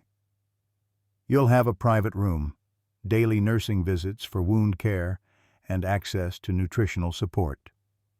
Michael, who had taken to attending all my medical consultations, nodded approvingly. "I've visited the facility. It's clean. well-staffed, and only a 15-minute drive from my home. The pieces were falling into place with a smoothness that felt almost unreal after years of constant struggle. Housing secured, medical care arranged, even a small stipend from the GoFundMe campaign to cover personal necessities. "There's something else," Ellen added, checking her notes. "We've been contacted by a reporter from the Boston Globe. They're doing a feature story on healthcare disparities and homeless patients. They've requested an interview with you." "Me?" I asked, surprised. "Why me specifically?" "Your case has resonated with people," she explained. "A respected teacher who lost everything due to false accusations, then was repeatedly denied proper medical care while homeless. It puts a human face on systemic problems." I hesitated, uncertain. The idea of further public exposure made me deeply uncomfortable. I had already been transformed from an anonymous homeless woman to a news item, my medical condition discussed on television, my history laid bare for public consumption. "You don't have to decide now," Ellen assured me. "Think about it and let me know." After she left, Michael lingered, helping me gather the few possessions I'd accumulated during my hospital stay. Toiletries Catherine had brought, a robe and slippers provided by hospital social services, a small plant from the nursing staff. "What do you think about the interview request?" I asked him. He considered the question carefully. "It could help others in similar situations," he said finally. "But your privacy matters too. It's entirely your decision, Mom." His support, without pressure or judgment, was still new enough to feel like a gift. After so many years of isolation, having someone, especially my son, truly in my corner remained somewhat surreal. "I'll think about it," I promised. That evening, as I prepared for my final night in the hospital, a nurse informed me I had a visitor, an unusual occurrence so late in the day. Expecting Catherine, I was surprised when a young man I didn't recognize entered my room. He was perhaps in his mid-20s, with sandy hair and a nervous expression. "Ms. Sullivan?" he asked hesitantly. "I don't know if you remember me. I'm Thomas Matthews." "Tommy?" The world seemed to tilt on its axis. Tommy Matthews, the boy whose false accusations had been the first domino in the collapse of my life, now a grown man, standing awkwardly at the foot of my hospital bed. "I remember you," I said quietly, struggling to process his sudden appearance. He shifted uncomfortably, hands thrust deep in his pockets. "I've been trying to find you for years," he said, after I told the truth about what happened. "But by then, you had disappeared." "The truth?" I repeated, my voice sounding distant to my own ears. Tommy nodded, his expression pained. "That my father made me lie. That you never did anything inappropriate. That you were just trying to help me with reading." Hearing him say it, this confession I'd waited years for was both vindicating and strangely hollow. The damage had been done so long ago that validation now felt like closing the barn door after the horses had fled. "Why did you lie?" I asked. The question that had haunted me for years finally finding voice. Tommy sank into the visitor's chair, looking suddenly younger, vulnerable. "My father was fighting my mom for custody. He needed something to make him look like the better parent. When he saw you hugging me that day, he said if I told a story about you touching me inappropriately, the judge would give him full custody, and I'd never have to move between houses again.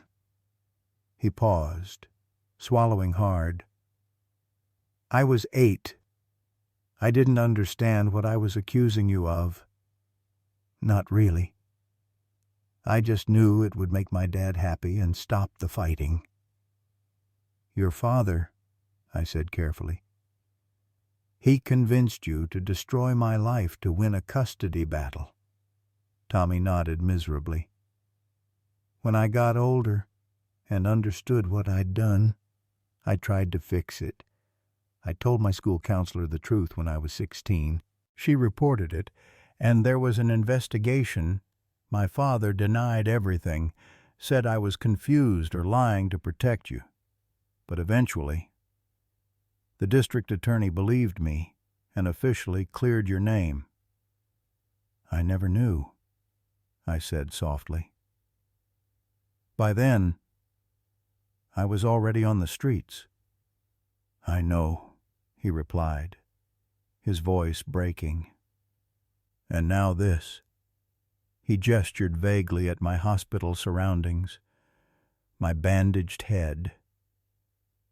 When I saw the news story, recognized your name, Ms. Sullivan. I can't express how sorry I am. For all of it, I studied him, this man who, as a child, had been the unwitting instrument of my downfall. I should hate him. I thought, or at the very least, resent him. But looking at his anguished expression, I saw only another victim of a manipulative parent. What happened to your father? I asked. Tommy's expression darkened. He's in prison.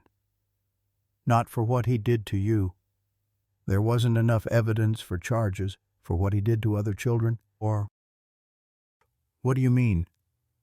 After he won custody, he opened a driving school for teenagers. 2 years ago, 3 students came forward with accusations of sexual misconduct. This time, there was evidence. This time, people believed the victims. The bitter irony struck me like a physical blow. The man who had orchestrated false accusations against me had been committing the very crimes he'd fabricated, and while I had lost everything based on lies, his actual victims had found justice. He hurt those kids because he got away with hurting you, Tommy continued, his voice tight with emotion. If I had been braver sooner, if I had told the truth before he had access to other children... Stop, I interrupted gently. You were a child yourself, manipulated by an adult you trusted. The responsibility was never yours. Tommy looked up, his eyes wet with unshed tears. How can you say that? After what my lie cost you? The question hung between us, profound in its simplicity.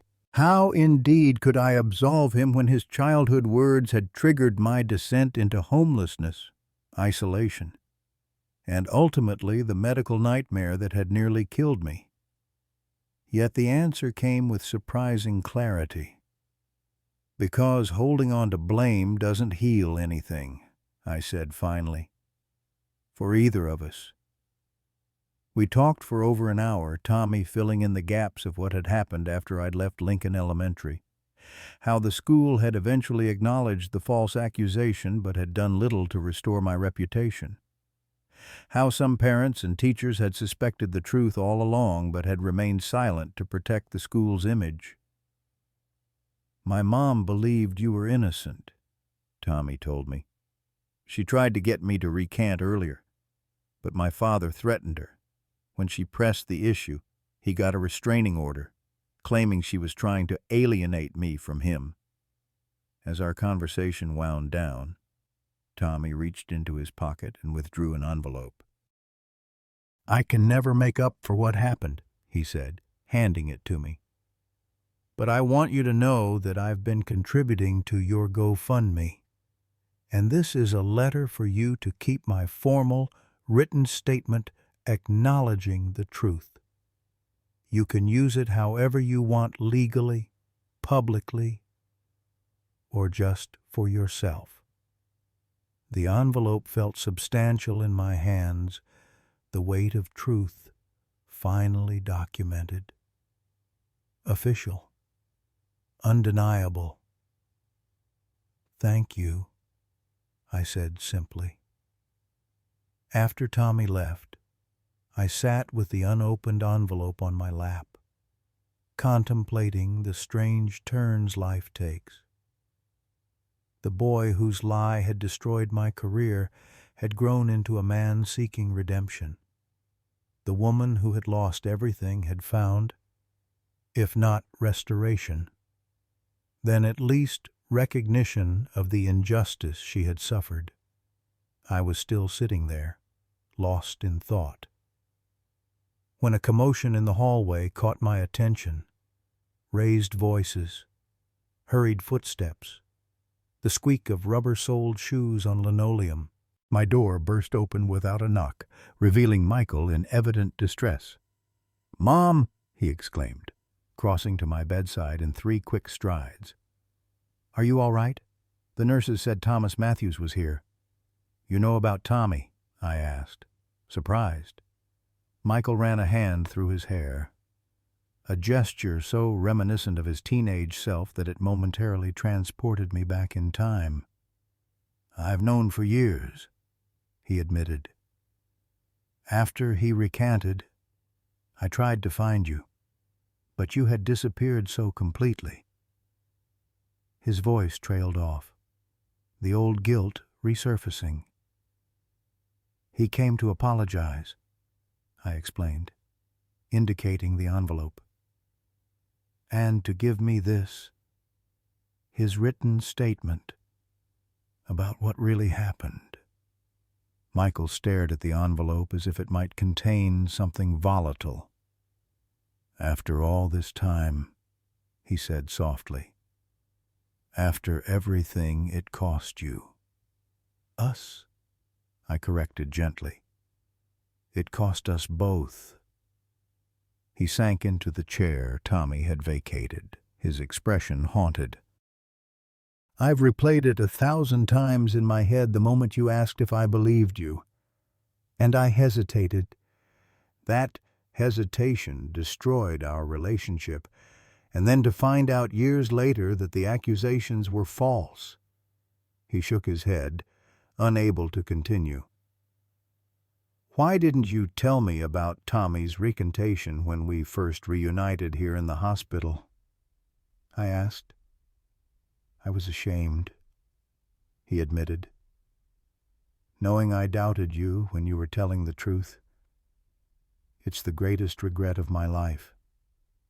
We sat in silence for a moment, the weight of our shared history pressing upon us.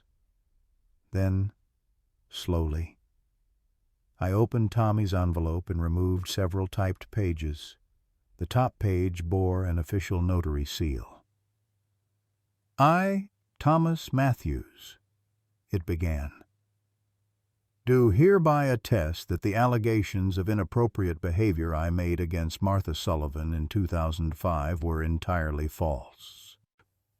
The statement continued, meticulously detailing how his father had coached him to lie, the specific falsehoods he had been instructed to tell, and his multiple attempts to recant as he grew older. It was dated 3 years ago, evidence that Tommy had indeed been trying to make amends long before my medical crisis brought me back into public awareness. "This could have cleared your name," Michael said after reading it, "if we had found you." "It still can," I replied, a new resolve forming within me. "Tell Ellen I'll do the interview with the Boston Globe. It's time people heard the whole story." The next morning, as I prepared for discharge, Catherine arrived with unexpected news. "There's been a development regarding your case," she said, her expression a mixture of professional satisfaction and personal delight. The hospital board has convened an ethics committee to review how emergency departments handle homeless patients. Your experience here is being used as a case study. Will it make any difference? I asked skeptically.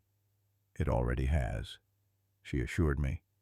New protocols are being implemented for more thorough assessment of homeless patients presenting with dermatological issues, and there's talk of expanding the partnership with shelters for better follow-up care. A small victory, perhaps, in the larger battle against systemic healthcare inequities.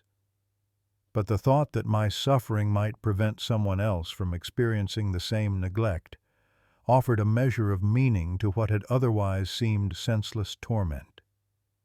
As Catherine helped me into the wheelchair that hospital policy required for discharge, she handed me a small gift bag.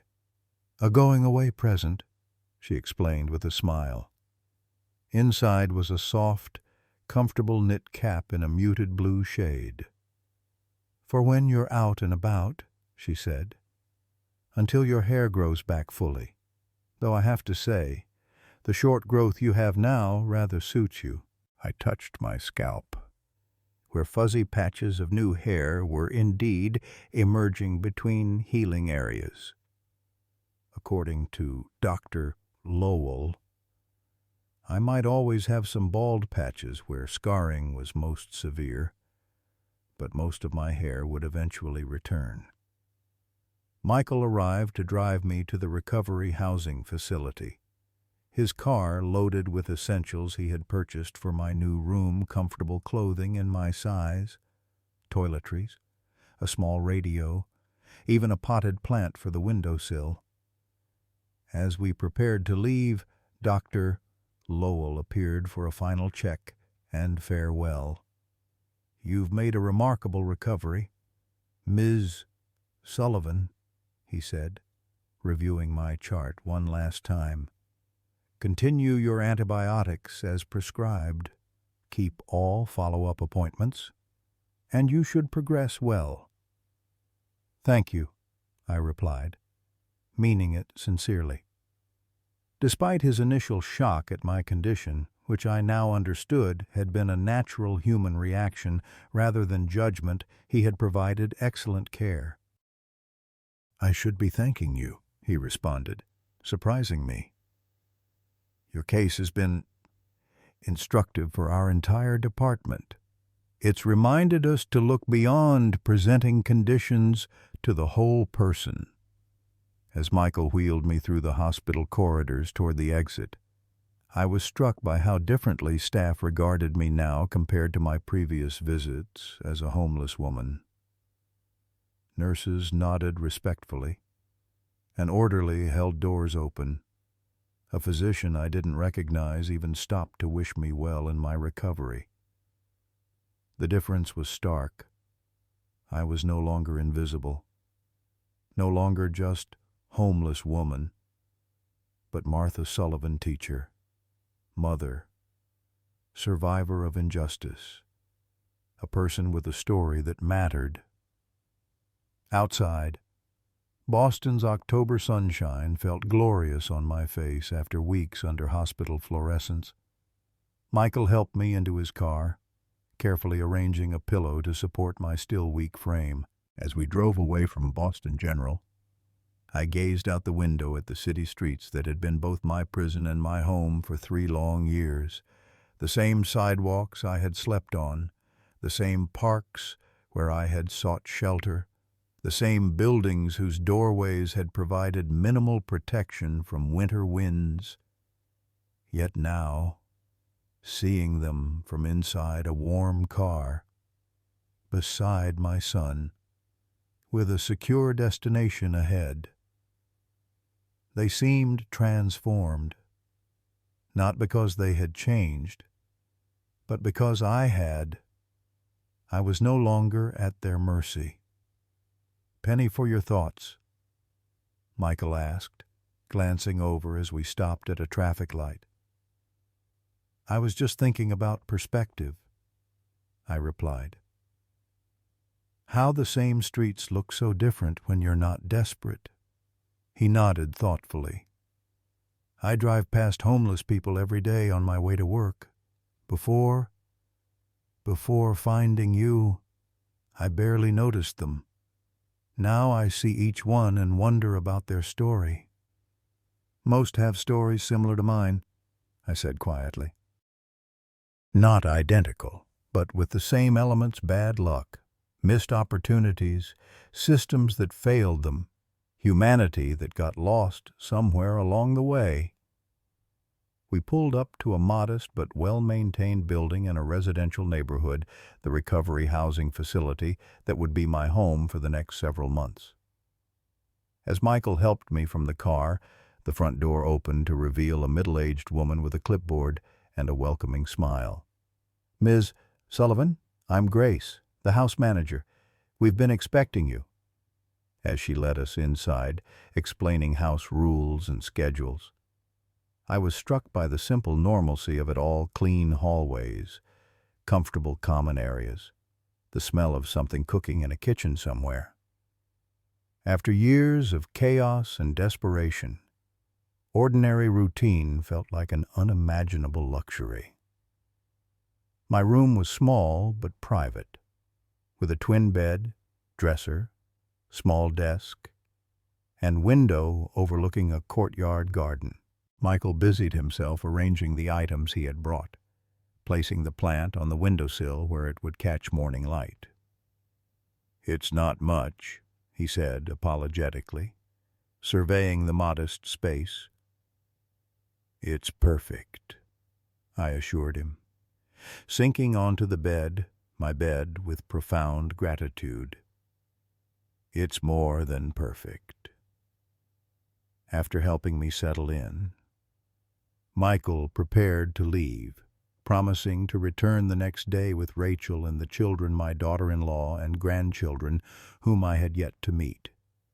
The thought filled me with both anticipation and anxiety. "They're excited to meet you," he assured me, reading my expression. "Especially Emma. She's been telling everyone at school about her grandmother, who's a famous teacher." "Famous for all the wrong reasons," I noted wryly. "Famous for surviving," he corrected, "for never giving up." After he left, I sat on the edge of my bed, taking in the quiet privacy of my new surroundings. After years of constant vigilance in shelters and on streets, the simple security of a door I could close felt almost overwhelming. I unpacked Tommy's letter, placing it in the desk drawer, a testament to truth long delayed but finally acknowledged. Then I reached for the small notebook Michael had included among my new possessions, opened it to the first blank page, and began to write. "My name is Martha Sullivan. This is my story." 1 year later, I stood before a classroom door, my heart racing with a familiar blend of anticipation and nervousness that I hadn't felt in nearly 2 decades. The sign above the door read, "Adult Literacy Program, Classroom 3," and from inside came the murmur of adult voices. My hair had grown back in patches, predominantly gray but with surprising streaks of the auburn I'd had in my youth. I kept it short now, partly for practicality, partly because the scarring on my scalp was less noticeable with a cropped style. My reflection in the classroom door's narrow window showed a face that had filled out over months of proper nutrition, though permanent lines of hardship remained etched around my eyes and mouth. "You ready for this, Mrs. Sullivan?" asked Diane, the program coordinator who had hired me 3 weeks ago.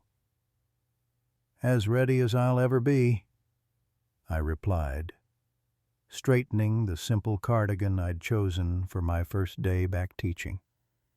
The journey to this moment had been long and arduous.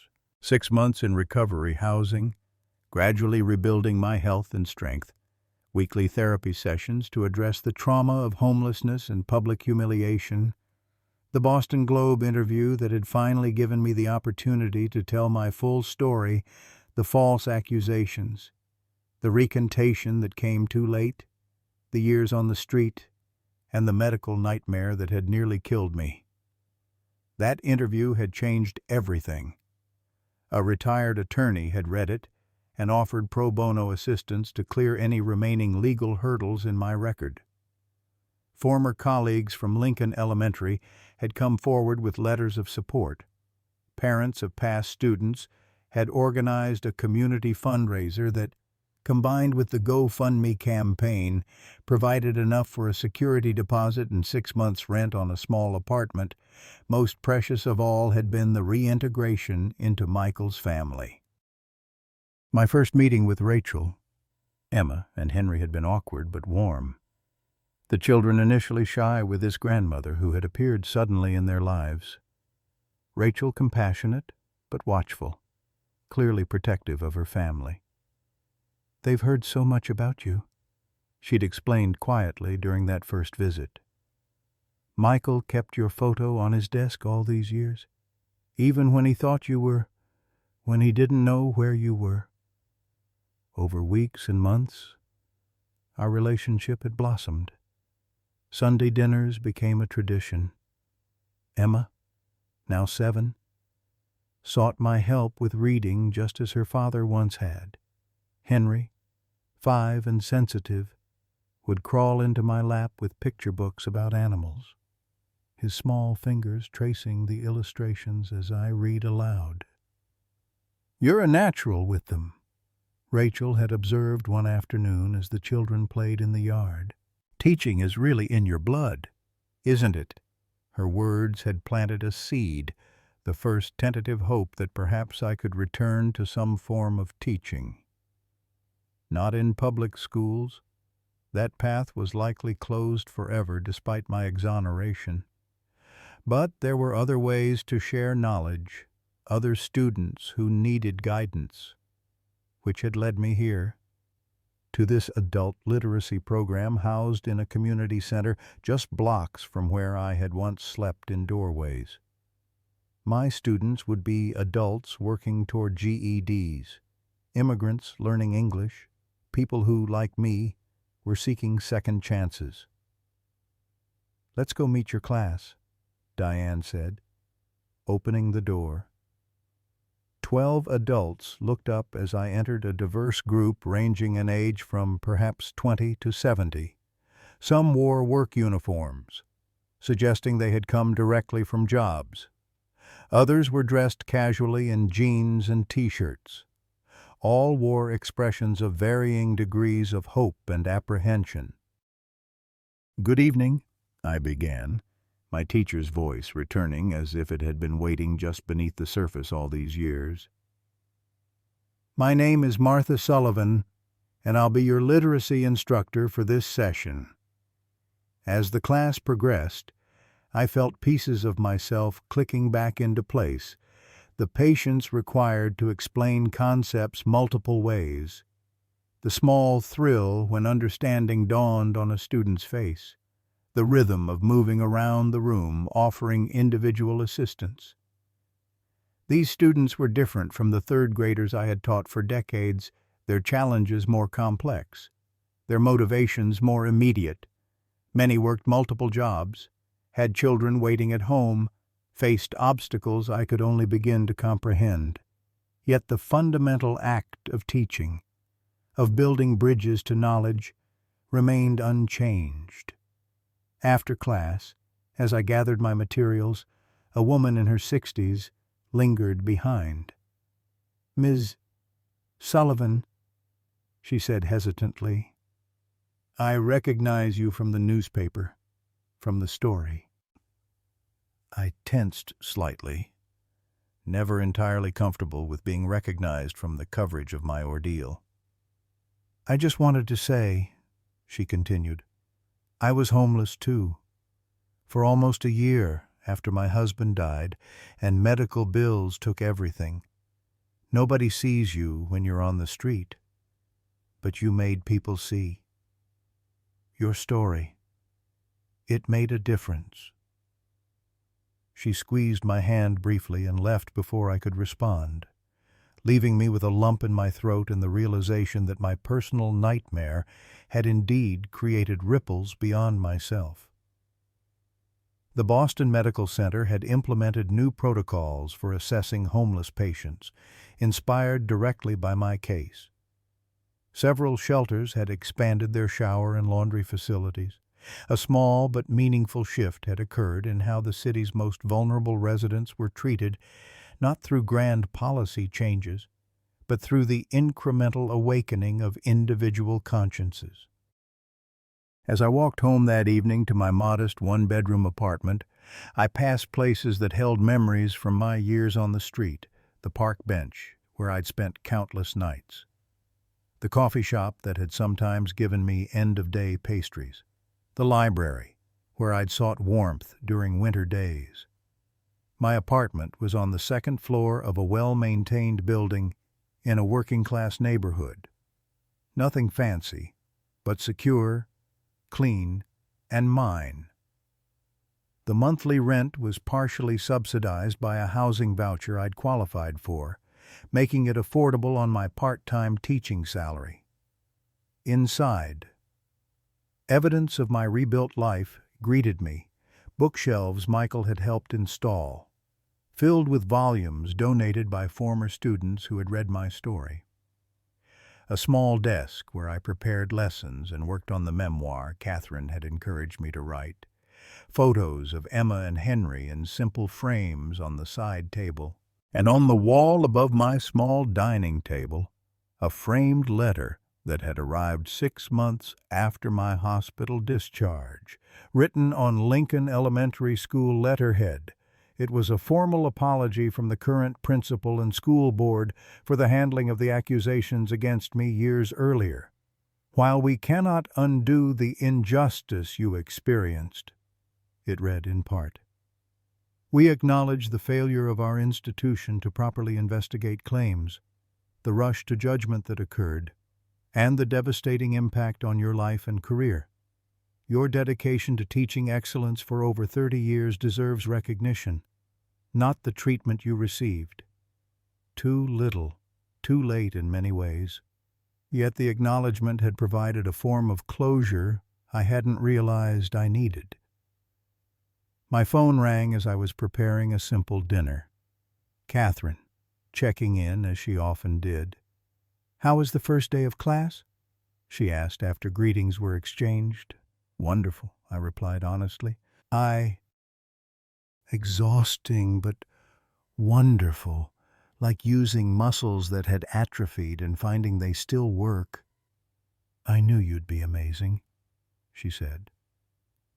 "Listen, I'm calling because there's an opportunity I think you should consider. Boston University's School of Education is organizing a panel discussion on false accusations in academic settings and their impact. They're looking for speakers with first-hand experience." I hesitated, my instinct still to avoid public scrutiny. Yet, over the past year, I'd discovered that sharing my story, as painful as it was, created openings for change that silence never could. "I'll think about it," I promised. After we hung up, I sat with my tea by the window, watching darkness settle over the city that had been both my tormentor and my salvation. From this vantage point, I could just see the spire of the hospital where I had nearly died, where my son and I had reunited, where the long journey back to some semblance of normalcy had begun. The Sullivan Foundation for Teacher Defense was Michael's idea, born during one of our Sunday family dinners. Using a portion of the funds raised for me that exceeded my immediate needs, we had established a small nonprofit to provide legal assistance and emotional support to educators facing false accusations. "It won't help everyone," Michael had acknowledged when we filed the paperwork, "but it might prevent someone else from experiencing what you did." The foundation was still in its infancy, operating out of Michael's home office with volunteer assistance from his lawyer friends. but already it had helped 3 teachers navigate false allegations with legal representation they couldn't otherwise have afforded. Sunday dinner at Michael and Rachel's had become the cornerstone of my week. Tomorrow would be special. Emma had a school report to share about her hero, and she had chosen me as her subject.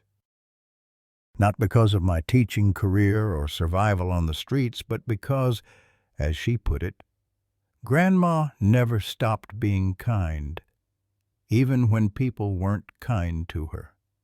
From the mouth of a 7-year-old, wisdom that had taken me 72 years and immeasurable suffering to learn that kindness is not conditional, that maintaining one's humanity when it would be easier to surrender to bitterness is perhaps the greatest victory possible. I thought often of Tommy Matthews, who had returned to Boston after our hospital meeting and now volunteered regularly at homeless shelters, his own form of atonement for unwitting participation in the cascade of events that had led to my homelessness.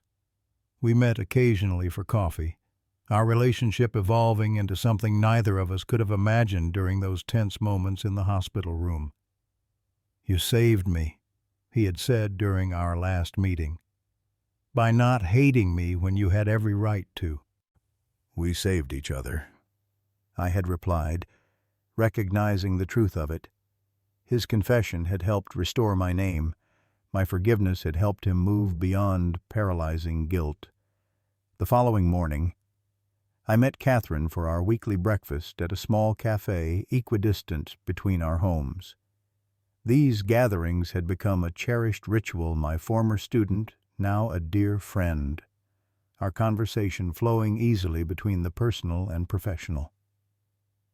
"Have you thought more about the panel discussion?" she asked as we waited for our orders.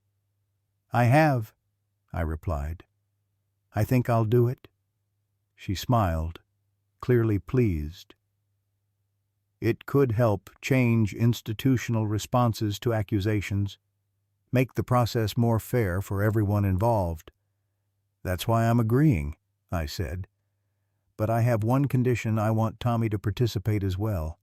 His perspective as someone who was manipulated into making false accusations is equally important." Catherine nodded thoughtfully. "That makes sense. I'll suggest it to the organizers." Our food arrived, momentarily pausing the conversation. As we ate, I observed the busy cafe around us, people rushing in for coffee before work, others lingering over laptops, a family with young children at a corner table, ordinary scenes of everyday life that had once seemed forever beyond my reach. "I've been thinking about writing a book," I said suddenly. "Not just about what happened to me, but about invisibility, how our society renders certain people unseen. The homeless, the elderly, the mentally ill." "You should," Catherine encouraged. "Your voice would be powerful." "I've started keeping notes during my volunteer shifts at St. Mary's," I continued. This was another piece of my rebuilt life, weekly volunteer sessions at the free clinic where Catherine had first recognized me. I didn't provide medical care, of course, but served as a patient advocate, helping homeless individuals navigate the healthcare system that had so profoundly failed me. After breakfast, Catherine headed to her hospital shift while I walked to the community center for a morning literacy class. The air was crisp with early autumn, trees beginning their transformation to gold and crimson. I moved more slowly than I once had, my body still bearing the effects of years of malnutrition and exposure, but with purpose and dignity. As I approached the community center, I spotted a familiar figure waiting by the entrance, Dr. Thomas Reed from St. Mary's, the physician who had first examined me alongside Catherine. "Dr. Reed," I greeted him, surprised. "What brings you here?" "Please call me Thomas," he replied with a smile. Catherine mentioned your teaching here. I'm actually hoping to recruit you for a project we're developing at the clinic." While over the next 15 minutes, he outlined a new initiative, health literacy classes specifically designed for homeless and housing insecure individuals, teaching everything from how to effectively communicate symptoms to understanding medication instructions to navigating insurance applications. "We need someone who understands both education and the lived experience of homelessness," he explained. "Someone who can translate between medical professionals and vulnerable patients." "Someone like me," I said, understanding immediately. He nodded. "Exactly like you." "Would you consider developing and teaching the curriculum? It would be a paid position. Part-time to start, but potentially expanding if the pilot is successful." The synchronicity was almost poetic, using both my teaching skills and my painful experiences to create something that might spare others some of what I had endured. "I'd be honored," I replied. As Thomas left and I continued to my classroom, I reflected on the strange, winding path my life had taken. From respected teacher to falsely accused pariah, from homeowner to homeless, from nearly dying of a preventable condition to helping prevent similar outcomes for others. Not a journey I would have chosen, not a story I would wish on anyone. Yet somehow, improbably, it had led me here to this moment of purpose renewed, family restored, dignity reclaimed. That evening, as I prepared materials for both my literacy class and the potential health literacy curriculum, my phone rang again. It was Michael. "Mom," he said, his voice vibrating with barely contained excitement. "I just got a call from the State Education Board. They've reviewed your case and Tommy's statement. They're reinstating your teaching license and issuing a formal apology for the handling of the investigation." I sat heavily, stunned by news I had never expected. My teaching license, the official credential that had defined my professional identity for decades, restored after all this time. "It won't change the past," Michael continued, correctly interpreting my silence. "But it's official recognition that you were wronged, that you never stopped being Martha Sullivan. Teacher." "Thank you for telling me," I managed, emotion making it difficult to say more. After we hung up, I walked to my small balcony and gazed out at the city lights emerging as dusk settled. My story, with all its pain and injustice, its unexpected twists and belated vindications, was just one among millions in this vast urban landscape. One life nearly lost, then improbably reclaimed. "Well, I'll be," I whispered to myself, using my grandmother's old expression of astonishment. Who would have thought it? Not me, certainly, on those darkest nights huddled in doorways, my scalp crawling with infestation, my heart heavy with abandonment, not me, in those moments of near death in the operating room, perhaps not even me, in those first days of recovery, when hope felt like a fragile seedling that might wither at the slightest frost. Yet here I stood, Martha Sullivan, teacher, mother, grandmother, survivor, whole in ways that transcended the visible scars I would always carry. The phone rang again, the third call of the day. This time it was Emma, calling from her parents' phone with Henry audibly chattering in the background. "Grandma," she exclaimed, "Daddy says you're coming for pancakes on Saturday and we can help make them. Can you show me how to flip them in the air like you did last time?" "Of course, sweetheart," I replied, smiling at her enthusiasm. "I'll teach you all my pancake secrets." As I spoke with my grandchildren, their voices bright with the uncomplicated joy of childhood, I felt a profound sense of completion. Not because my journey was over, there were still challenges ahead, still wounds that would never fully heal, but because the circle had somehow closed. I had lost everything, descended into an inferno of suffering and invisibility, and emerged not unchanged but unbroken. The woman whose head kept itching for months, whose story had frozen a hospital room in horror, had become simply Martha again, teacher, mother, grandmother, friend.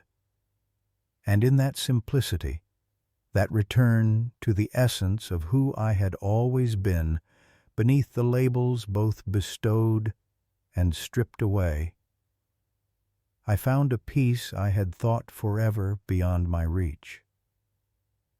"Life sure takes some unexpected turns," my father used to say, in the quiet of my small apartment, surrounded by the modest treasures of my rebuilt life. I raised an imaginary toast to his memory and to the enduring truth of his words. Unexpected turns, indeed. And sometimes, if you're very lucky, they lead you home. Martha Sullivan's journey reminds us that even when life strips everything away, our career, our home, our dignity, we are never truly defined by our lowest moments. At 72, after false accusations destroyed her teaching career and led to homelessness, Martha found redemption not just through medical intervention, but through reconnection with her son, discovery of grandchildren she never knew, and return to teaching in a new capacity. Her story speaks to all of us who've faced unfair judgments, personal losses, or moments when the world stopped seeing us. Remember, it's never too late for healing, for family reconciliation, or for reclaiming your purpose. Martha's wisdom that maintaining kindness when bitterness would be easier is perhaps our greatest victory, offers hope to anyone facing life's unexpected turns. Have you ever experienced a moment of invisibility in your life, where you felt unseen or unfairly judged? Or perhaps you've found, like Martha, that second chapters can sometimes be more meaningful than first ones. Share your story in the comments below. Your experience might be exactly what someone else needs to hear today.